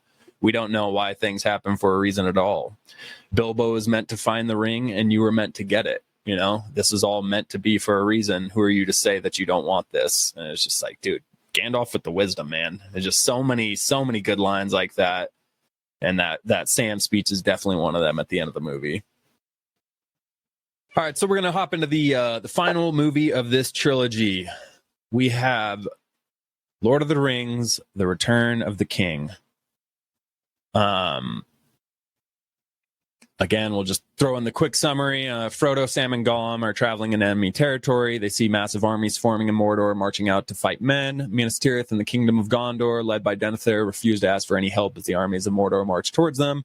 So Gandalf and Pip set a plan into action that gets some beacons lit across the mountains and gets Rohan to come help. The armies of Rohan, with Aragorn, Legolas, and Gimli, prepare as many men as they can and venture towards Minas Tirith to fight in the final battle for Middle-earth. Elrond reforges the blade of Isildur that defeated Sauron and gives it to Aragorn, the heir of Isildur, the true king of Gondor. With this, Aragorn travels into the Haunted Mountains and recruits the help of the Army of the Dead, an army forever cursed to remain as ghosts until they fulfill their oath to fight for the king of Gondor. As all the final pieces move into place, we get a massive war on the Pelennor fields in front of Minas Tirith. Orcs, goblins, Uruk-hai, trolls, elephants, evil men, and the Nazgul and their fell beasts attack the city of Minas Tirith, and the armies of Rohan and the armies of the dead show up and win the battle. This leads to the last battle at the Black Gates, while Frodo and Sam fight to make it to Mount Doom. They fight Gollum in the mountain, eventually leading to Gollum in the ring falling into the lava, and the ring is destroyed. The earth crumbles, the Tower of Barad-dûr falls, Sauron is defeated, and evil flees. After a quick 6 endings, Frodo, Gandalf, and the elves depart Middle-earth. Aragorn is king of Gondor, and all is right in Middle-earth for now, until we get some sequels. No, hopefully not. All right. So that is the conclusion for the epic trilogy that is Lord of the Rings. Caleb, dislikes, things that didn't work for you, nitpicks, whatever the case. Give me your issues for Return of the King. Just continuing off the last movie about Frodo just believing Smeagol over Sam. It really gets to a point where you're, pissed off at Frodo for what he's doing. Yeah. Literally kicks him out. And also, when I was noticing, there's a little bit too much Pippin in this movie. Like, he's good in his little spots in the first two, but in this one, like, the whole first hour had a lot of Pip in it. Too much for me. And honestly, he's really only there to do dumb things to keep the plot moving. Yeah, pretty much Like everything when he does steals is the dumb. ball. Yeah. Yeah. And he had like a big role in this movie. And Yeah, he also did. at the end when everyone's bowing down on a knee Mhm. and Pip and Mary stand up still with Frodo and Sam. Like, you guys should be definitely taking a knee too. What the hell did you do? Why are you still standing up? Like, honestly, Frodo should take a knee too, because Sam is the true hero of this movie. True. He literally carries him up, and Frodo technically doesn't even drop the ring. Like, him and Gollum are fighting over it, but you don't know if Frodo just wants it back, or is he actually going to throw it in after? You know? So Sam is the hero. Yeah, Frodo wouldn't have been able to do any of that without Sam. He would have died. He would have. He would have died. He would have let Multiple Smeagol times. trick him, Gollum trick him, and yeah, he would have been dead. Yeah. Sam's Okay. my favorite of this movie for sure. He just, Favorite Hobbit or favorite character? I mean, just like one of my favorites just because of how he just like saves Frodo so many times, Pretty big. True Pretty friend. big. Yeah. He has a big role. Okay, so you don't like Pip's role. I can totally Mhm. understand that. And also, yeah. Saruman's death. I don't know if you want to get into that part right now. Yeah, we might as well. So yeah, go for it. Or did you watch the extended edition? I did watch the extended edition, so I do agree with you guys to why would they cut that out of the theatrical version? But at the same time, the death they gave us in the extended edition was very underwhelming. It showed up like 25 minutes into the movie, and you don't even get like a real standoff between him and Gandalf again. You get the weird worm tongue guy coming up and stabbing him in the back. Like, it was very underwhelming for me watching it finally. Okay. I enjoyed that part of it. I thought it was kind of a cool death, and I preferred it than to just not. They didn't say Saruman's name in the Return of the King in the theatrical version. That's a huge piece on the board that they just didn't even mention, and he gets killed in the extended edition. And it explains why the Palantir's ball is even there. Like, instead of just chilling in the water when Pip finds it randomly in the theatrical version. Right. It's kind of a big piece of the whole story here. JD, what did you think about that cut? No, totally. I'm really pissed they didn't put that in the movie. Like, it's super cool. And plus they add a foreboding situation where he's telling our heroes like the army of Sauron is literally coming. You're all going to die. And that was super intense.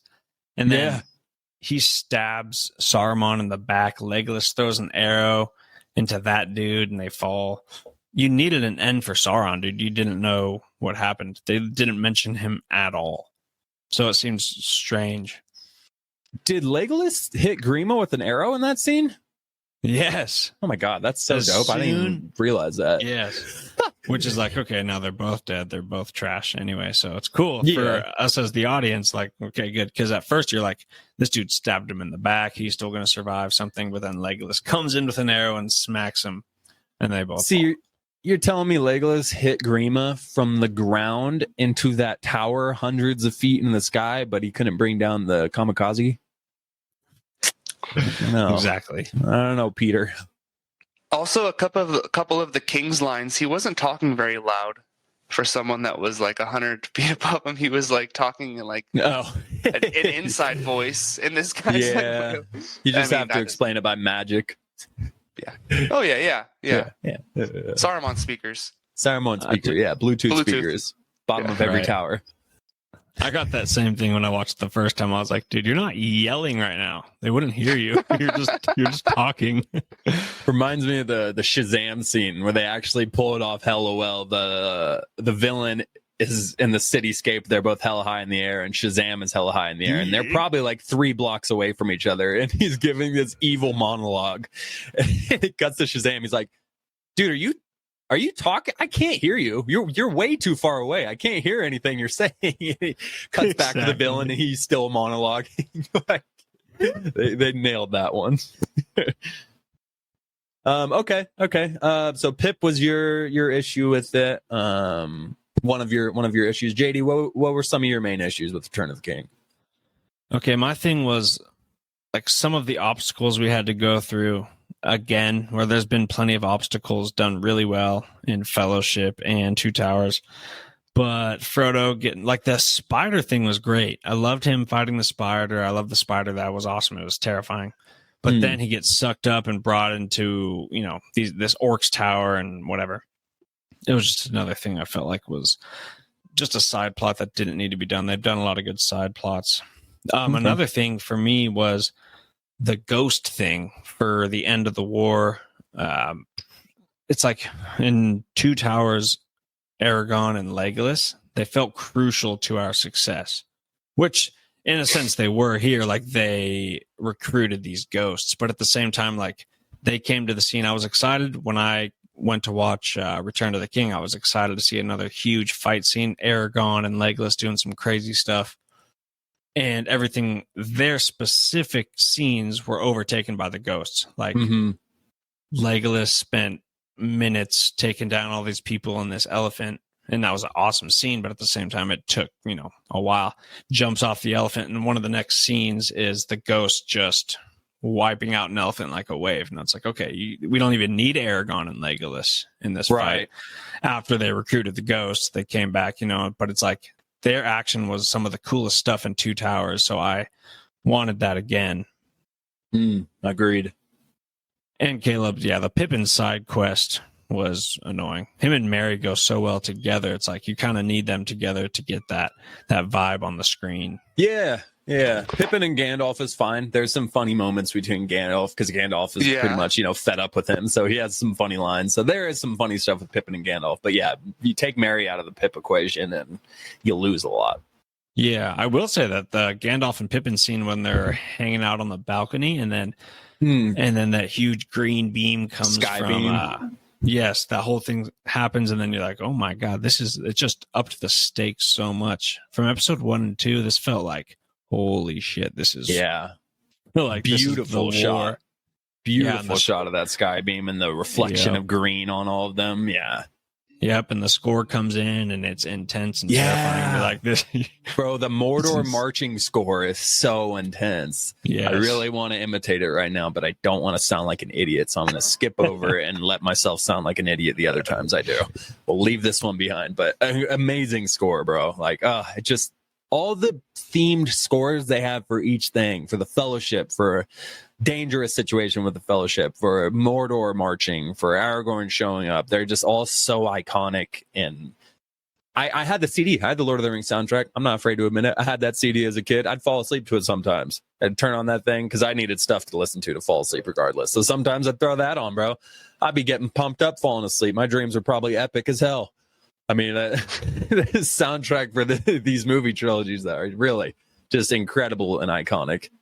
So yeah, with nitpicks, I agree with all you guys' stuff. So people say that this is the best. I wasn't aware of that until I asked around a lot this week, and a decent amount of people were saying this is their favorite, and I disagree. I think this is the worst of the three.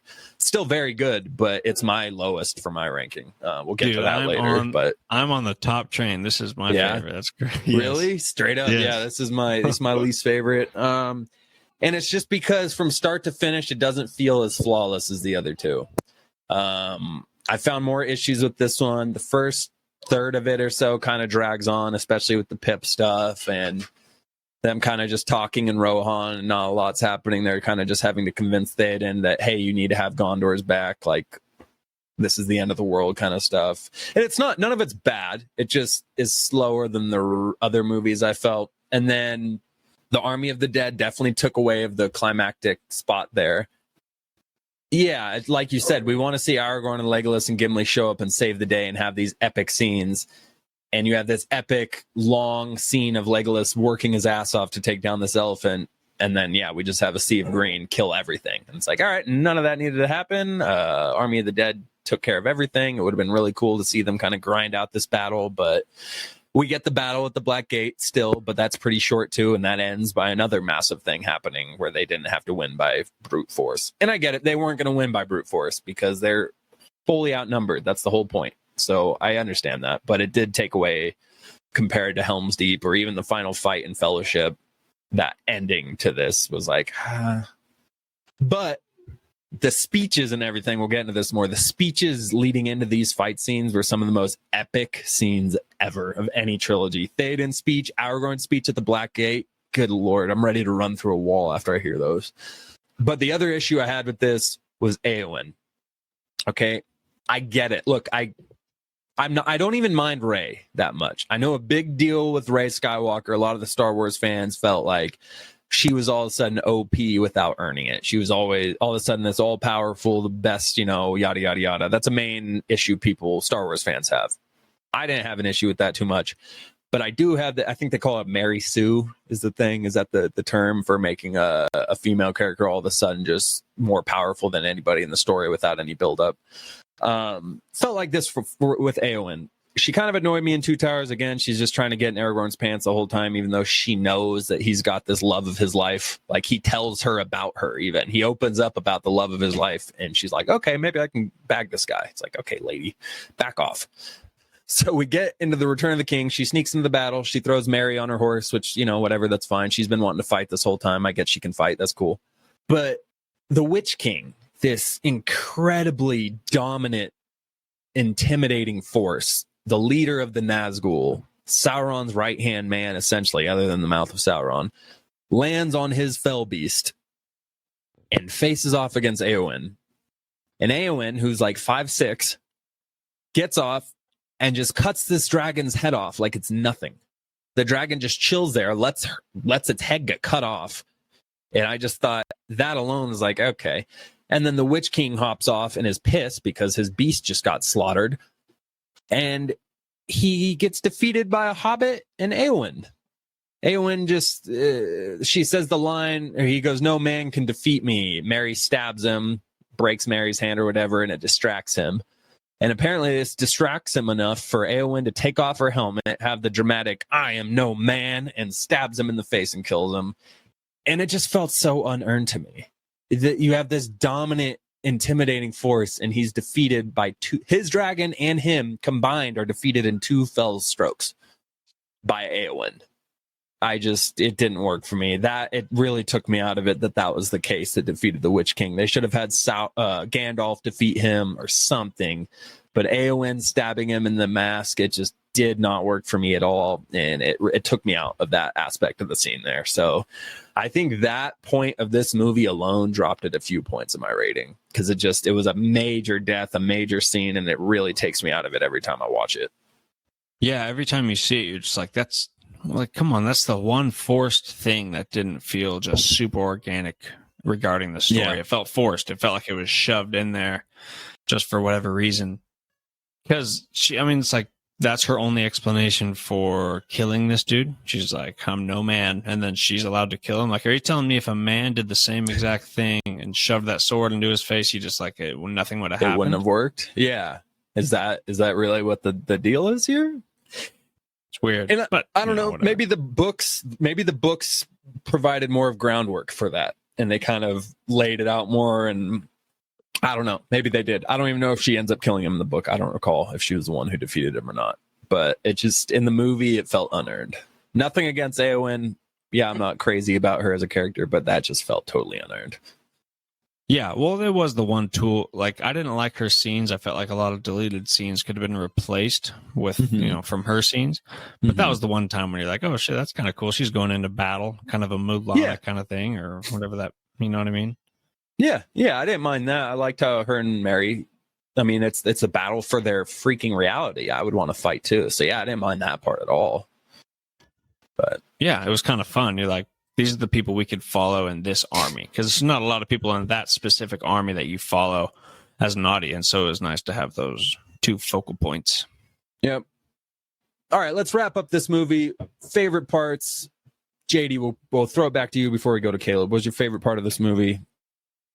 My favorite part was the ending and just how they concluded the whole thing. Like, it was one of the most epic conclusions, but at the same time, it was one of the most simple conclusions. Like, this dude had to walk up a volcano and throw in the lava. But at the same time, they played it so well. It's like, you didn't, like, when you're watching the movie, it didn't seem like he would ever make it. And even when he was on the bottom of the ascent to to Mount Doom, you're just like, dude, there's no way you can make it because his water's running out. They got no water. And then all of a sudden Gollum shows up and starts causing, havoc, bites his finger off eventually. And it's like, dude, is this ring ever going to just hit the lava?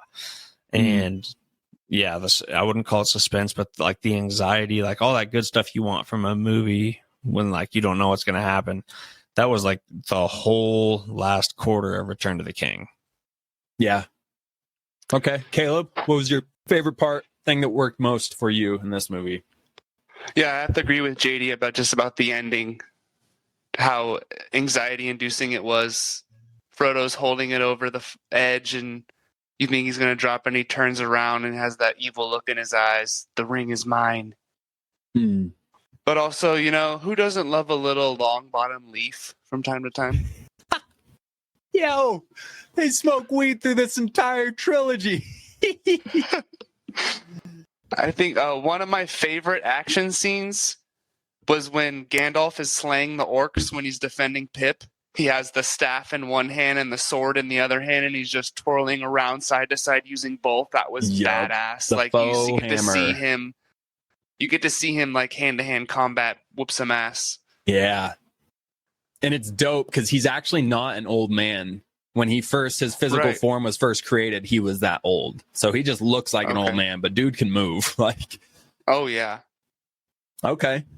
That's funny you say that because I always wanted him to do more wizard lead stuff instead of hand-to-hand combat. I figured that's what separated him from our army as the audience. Like the only thing he could do different from everybody else is wizard stuff. And then this war had him only do hand-to-hand combat. So I actually always wanted him like to do different stuff. So I was like, it felt off when I was watching it for the first time. Okay. Yeah, I would have liked to see more like the scene with him and Sauron in Fellowship of the Ring where they're on opposite mountain ranges and they're having this crazy ass epic wizard battle kind of thing. Like that's a crazy good way to like demonstrate a battle of wizards essentially. And then they show him again, and this was one of my favorite scenes of this entire movie and one of my favorite shots of the whole trilogy. So the riders of Gondor are retreating from Osgiliath after getting their asses whooped. They're running back to Minas Tirith, and the fell beasts and Nazgul are flying after them. And we get this wide pan shot of the Pelennor fields between Minas Tirith and Osgiliath with these horses running in a field and 3 dragons overhead. Beautiful shot. The dragons look so freaking practical and real. And then you see a white horse in the very far right corner galloping into the frame with this giant beam of light emanating from his staff. And it scares the Nazgul and their fell beasts back to Osgiliath and saves the riders. But it's just one of the most beautiful wide scope shot. Like, it's one of my favorite parts of the movie right there. And that was a cool demonstration of Gandalf doing wizardly things, not just hand to hand. But I like both. I like when he gets dirty. But it would have been cool to see him use some crazy wizard powers in the final battle, too, to like knock out a tower or something like that. Like have a lightning bolt hit one of those towers that were coming over or something like that would have been cool. Right. Totally. Something more wizardly. Yeah. I will say, I feel like I had more satisfaction with the hand-in-hand combat when it came to the final battle on Mordor when they opened the gates. Yeah. I mean, that was like the Aragorn action I was looking for before the ghosts came in. Like that was intense, and you're like, oh my god, what's gonna happen? But you know what I mean? Yeah, that kicked off the battle at the Black Gates kicked off with another deleted scene that should have remained in the movie. I don't get this one even more so than the Sauron death, because this all it did was add to the story. So in the books there's something called the mouth of Sauron. It's just a mouth with a helmet over his face. He's basically He looks like one of the ring wraiths, but he's the mouth of Sauron, and he's just the physical embodiment of Sauron at this point, and he speaks for him. And so they're greeted at the Black Gates. Aragorn, Legolas, Gimli, and Gandalf ride up, and the mouth of Sauron, instead of the armies of Mordor, rides out from the Black Gate and meets them. And he's just talking trash. He says,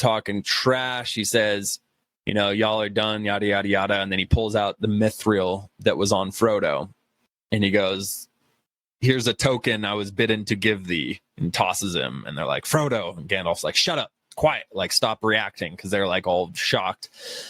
And he just starts talking trash about how someone so little can endure so much pain. And he did, Gandalf, and he did. He's just rubbing it in.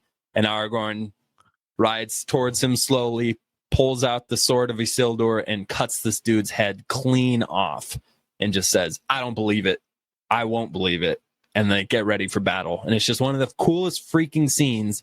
And I'll never understand why they cut it from the movie, because all it did was add a badass scene to the movie.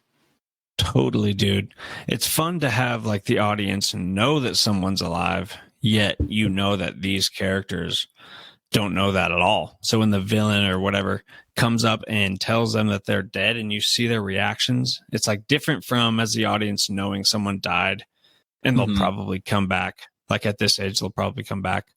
But it was cool just seeing that happen because, you know, it's creative to see the protagonist like being told someone's dead, believing they're dead, but as an audience, you know they're still alive.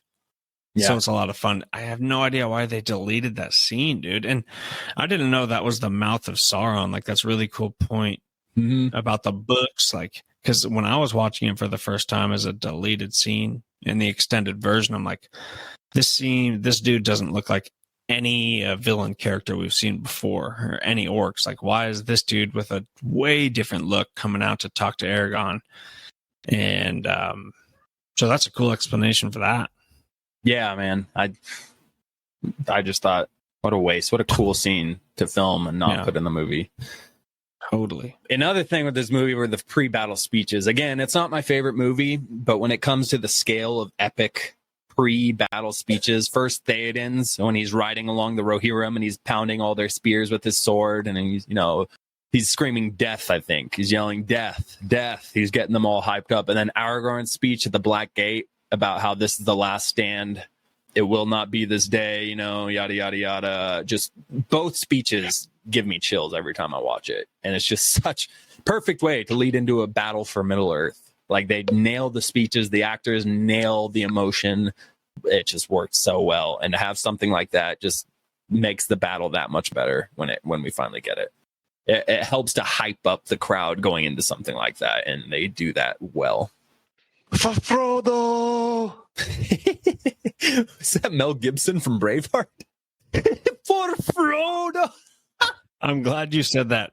When Aragorn is giving his speech, dude, it totally feels like Braveheart. Like, that's just what it is.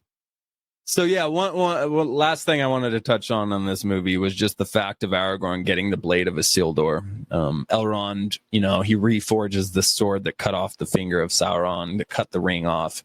And the scene in which he gives Aragorn the sword and he pulls it out of the sheath and he pulls it in front of his head is one of the most iconic quick scenes. And every scene from there on out, when you're seeing, it's one of the dopest long swords in any movie, by the way, I've ever seen. That sword is so dope. Like, it's so clean. And every single scene you see Aragorn in that movie wielding that thing just makes him look that much more badass. And it just added, it was just such a cool aspect of the story. I'm really glad they added that in there. But yeah, so those are our favorite parts and everything. Do you guys have anything else you want to talk about Return of the King before we move on as a whole? I want to say it's the best ending ever. And I think Endgame Which one? took that. The Return of the King. No, I know, but it's a long-running joke. The Return of the King kind of has like 6 endings in it. Oh, fuck. No, that's true. No, you can still like it. It can still be a perfect ending to the trilogy. I was no, but when you think of it like that, the literal ending of the movie, there's about 7 terrible endings to the movie. But overall, the story, that ending was one of the most satisfying endings ever. Yeah, I agree. That was actually going to be my next question, so that's perfect. Caleb, how do you feel this movie wrapped up the trilogy? I think, honestly, it wrapped up the trilogy very well comparing to other things we've got over the years. Just how the time and care was put through the whole trilogy. No movie was, you know, I mean, just having the same creative mind do the whole thing really paid off. Having Peter Jackson do all of it. But yeah, I mean, it's one of my favorite. Every time I watch it, I love all 3 movies. Yeah, as far as endings go to a trilogy, out of any trilogy of any movie, I mean, Star Wars original trilogy was wrapped up pretty well. But it's such a complex thing to wrap up. And yes, they did have about 6 different endings. And again, the YouTube series Pitch Meeting has an amazing pitch meeting episode for Return of the King on how many different endings they do have. But when I was rewatching it yesterday, I got to about the 3rd ending, and I was sitting there like, this is actually really good. They're doing this really well. Each of these scenes is actually working really well. And then we got to the 4th or 5th, and I was like, okay, yeah, they probably should have cut out a couple of these and wrapped it up a little bit more concise. But it doesn't take away from the fact that the ending is done incredibly well. Even the very end scene, you see all the hobbits in the bar at the end of all of this, right? And they're sitting together at a bar in the Shire. And last time we saw them in there, they were all ruckus and rowdy and drinking and having a good time. And everybody else is like that in the bar. But these 4 hobbits are dead silent. They got their beers and they're kind of just staring at each other and looking around.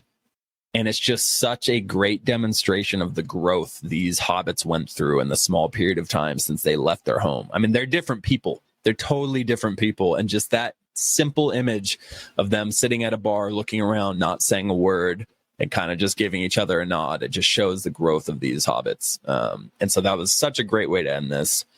Frodo leaving was another thing I got a little teary-eyed at first watching this, when he leaves and the hobbits are, because it was out of left field. The hobbits had no idea. They're like, wait, what do you mean you're leaving? Like, you're my best friend, you're a homie, you're a brother, and you're just leaving for good right now without saying anything? So that was, pretty heavy. Sam gets married, he does well. Merry and Pip probably smoking a bunch of weed, so they're fine. But it was a good way to end it overall, and touching, emotional, and it ends with Frodo finishing Bilbo Baggins' book. So that was a cool way to kind of wrap all that up from beginning to end. Yeah, the ending was a little much. I mean, the ending as the story was amazing, but those 6 different scenes. Yeah. Like, where's Frodo going? He's just like, all right, I'll take off now. It's kind of like Arya, but at least we know where Arya is going. Well, so we do. So when I was talking at the very beginning of the explanation of all these ages, how like these spiritual realms and everything, they stopped in Middle Earth, they created all these cities, and then they moved on to other areas. So that's where the elves are all going. There's some place in the west that's totally disconnected from Middle Earth, and it's supposed to be a place of basically all goodness, where all the elves retire to, essentially, and another creation.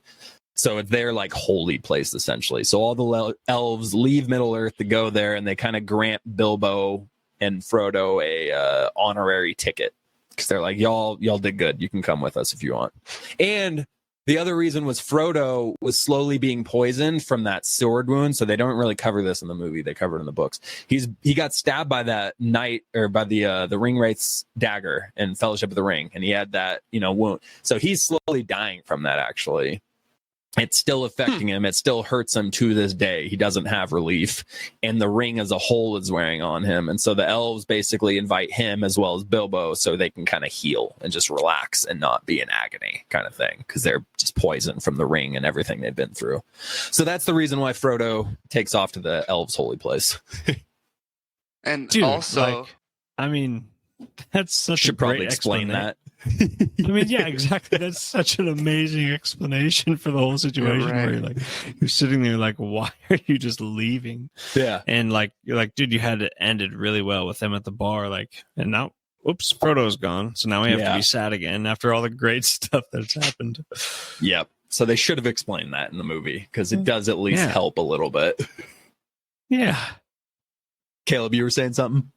it is kind of sad though, because I was kind of upset at first how Frodo left, but at the same time he has his inner monologue where he just can't go back to living a normal life now. Like he's been changed so much by the quest he was on. He can't go back to just living in the Shire. Like it doesn't feel the same. It doesn't feel right. Which is super sad. Like it's messed up. Yeah, it's deep. It's really deep, especially for a fantasy story like this. Yeah. Okay, well, if that's all we have here, we're going to jump to rating each of these movies, and then we'll just give our last overall thoughts on the trilogy as a whole and move on to expectations for Ring of Power, and we'll wrap this up quickly. I know this has been a long episode for you listeners out there, so we'll try to bring a close to this whole ultimate guide. If you're still with us, yes. If you jumped to this spot from the very start of the episode when you heard me mention the timestamps, hello. Feel free to listen to the whole thing when you have time. Cheater. Yeah, you cheating, integrity, missing. I can't think. You suck. Listener, we no, love. you're good. Thank you for listening. We love you guys, and we appreciate any minute that you listen to us. We are thankful for.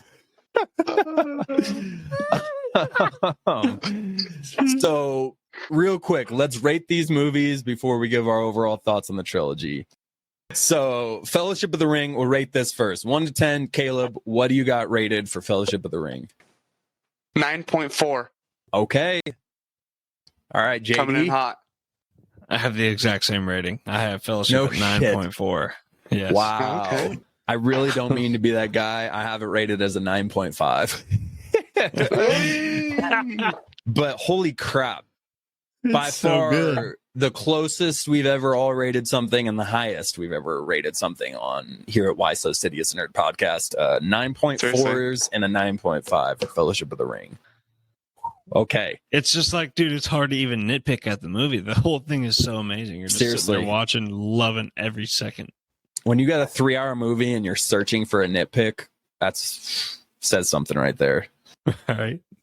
All right. Two Towers. We'll start off with JD this time. 1 to 10 rating. The Two Towers. What do you got? That's a 9.5. Just slightly above Fellowship. Like, absolutely loved this movie. It felt so epic before you even saw Return of the King. This movie was crazy because the first movie was a super fun adventure with some action. I mean, there was a little bit at the end. Mm-hmm. But then the Two Towers comes around and there is a freaking war going on. And it was fun because Merry and Pippin are still together.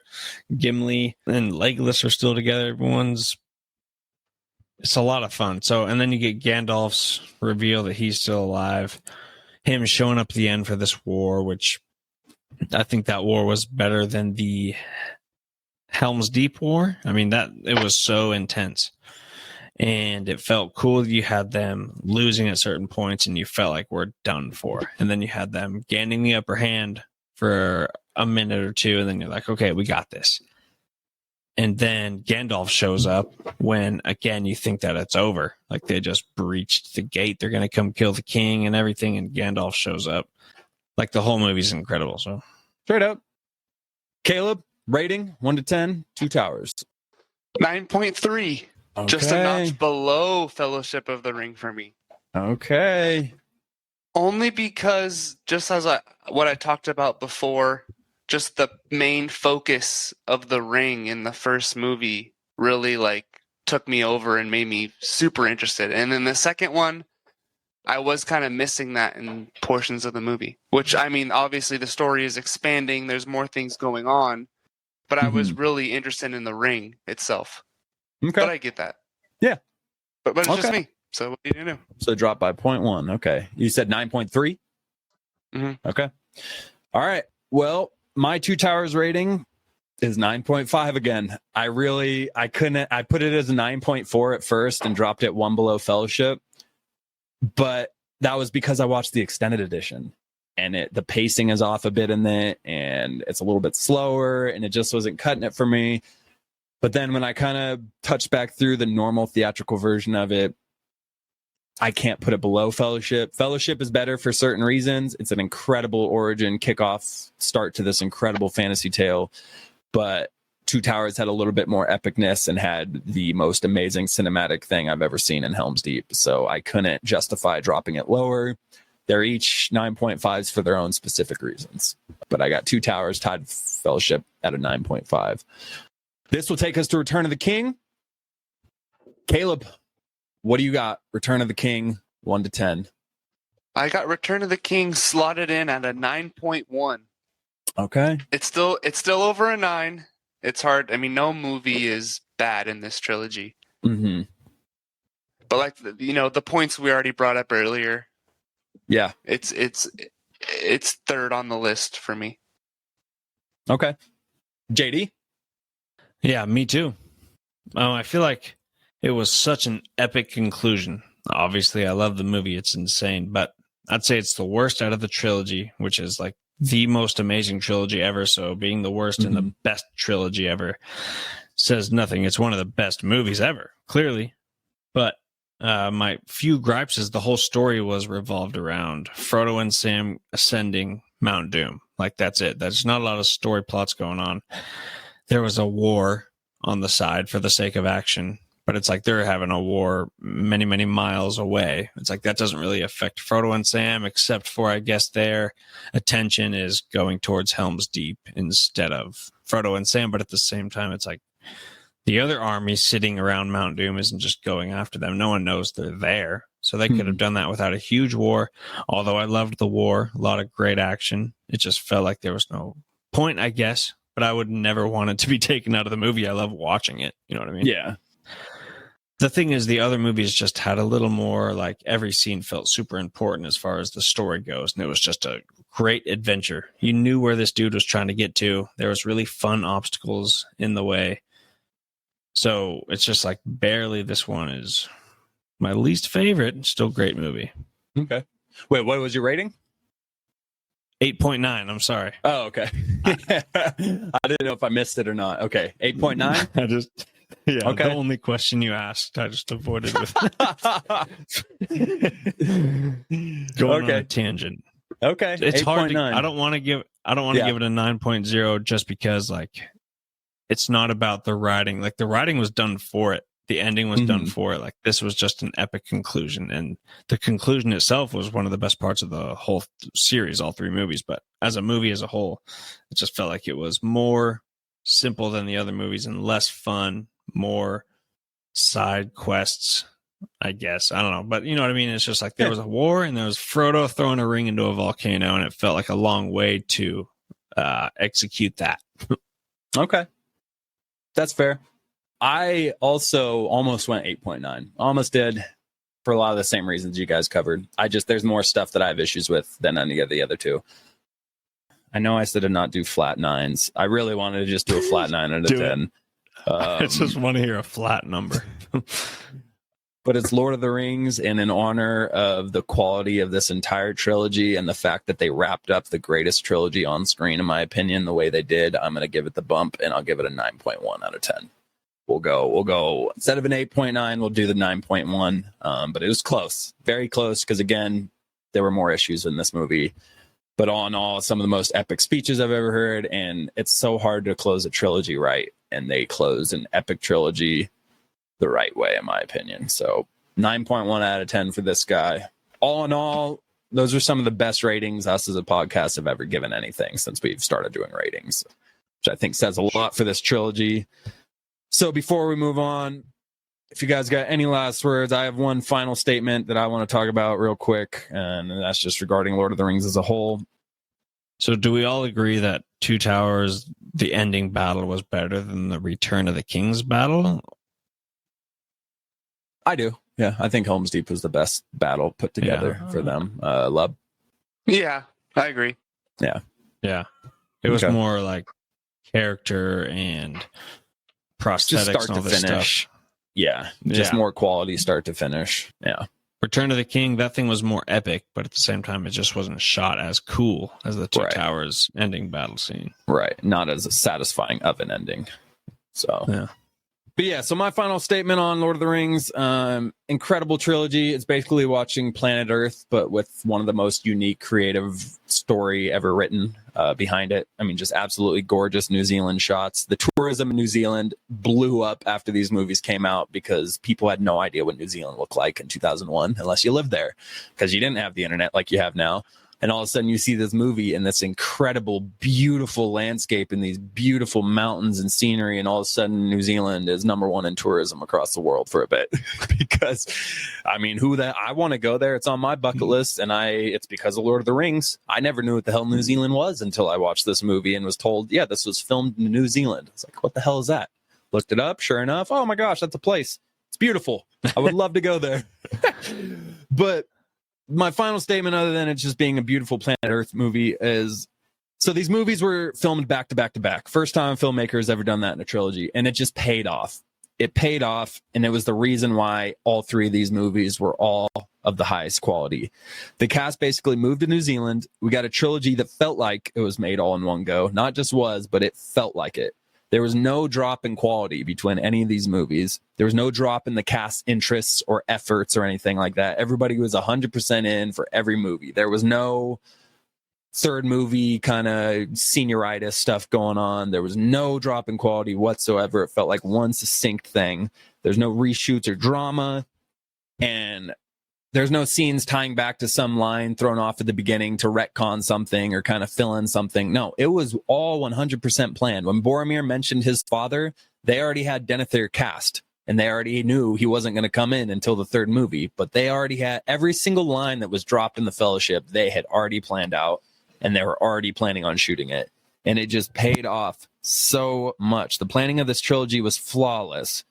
From everything to making hobbits seem child-sized, standing next to, adult people, the set pieces they built, the costume design of the soldiers, the elves, the dwarves, the orcs, the Uruk-hai, incredible detail. And at the end of the day, again, I'm a massive Star Wars fan. I'm a massive Marvel fan now, thanks to the MCU. I like both properties probably far too much, but there has never been a Marvel or Star Wars movie made to the highest quality and standard of every aspect of these movies. I'm sorry, there just hasn't been. The quality, attention to detail, effort, and just absolute majestic and beautiful end result of this trilogy is above and beyond any other fantasy property out there. And Lord of the Rings is my GOAT property. Greatest of all time, will always have the biggest influence and will always mean the most to me, Lord of the Rings. So that is my final statement on this trilogy. I don't know how to do it compared to DC, Marvel, Game of Thrones, Boys. I don't know how to do it because there's freaking 3 movies, and those 3 movies are so powerful. So you have to go pound for pound. You have to give it to Lord of the Rings. Not every single movie. I'll put Endgame above Return of the King, and I would put Infinity War right there with Twin Towers. And I'm not gonna I don't know. It's close, but as a trilogy, pound for pound, just 3 movies in general with this crazy story that you're sitting there on the edge of your seat the whole time. Yeah, this is probably the best. I mean, definitely the best trilogy ever made. You know what I mean? The only other trilogy I can think of is the original Star Wars or Christopher Nolan's Batman. But I think this takes first place out of all those. Yeah, I don't know. The Twin Towers were a little bit more tragic than Infinity War, but sorry. Said instead of 2 towers, you said Twin Towers. I had to roast you real quick there. With a totally PC joke that I'm sure won't come back to bite me in the ass. Until you finally explained it to me, I was literally like, wait, what happened again? And that's revenge for your Captain America Infinity War comment. I don't forget, JD. Yeah.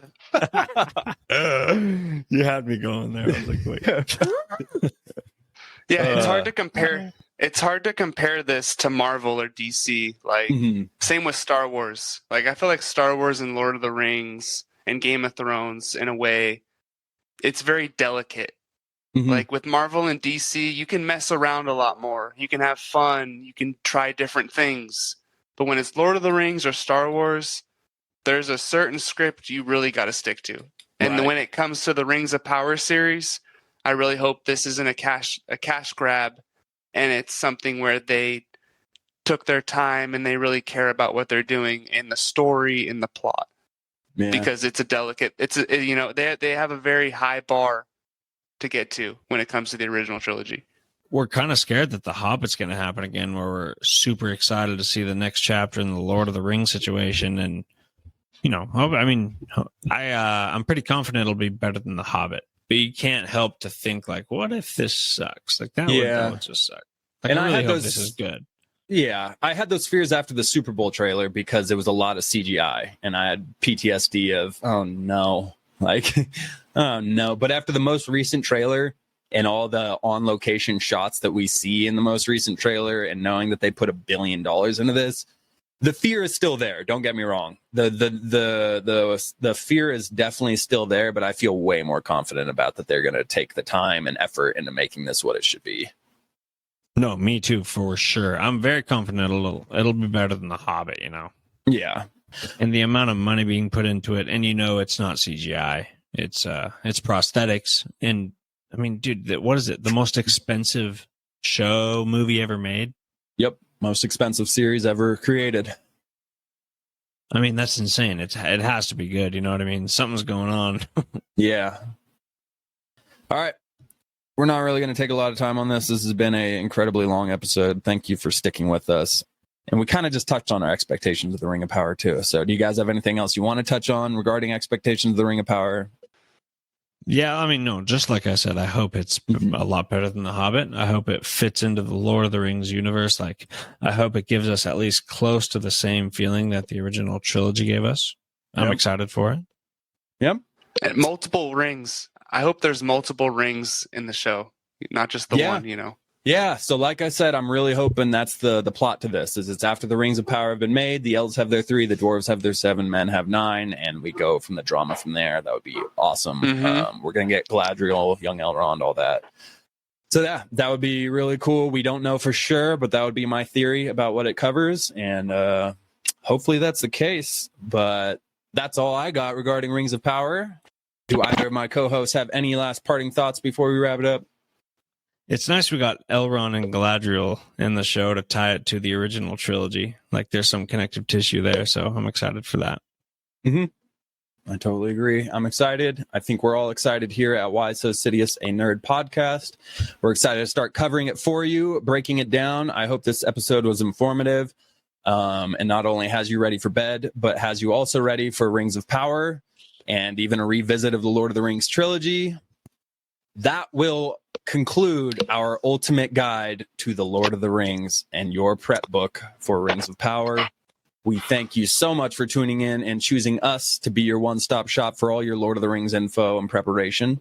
And we just want to say, give us a follow. Check us out on Instagram and Twitter. We'd really appreciate the numbers. We'd really appreciate, a little bit more waves we want to send through the podcast community. So give us a follow, subscribe, rate, review, download our episodes, comment on our posts, interact with us, give us some ideas, whatever you'd like to see covered in an episode. We'd love to hear it.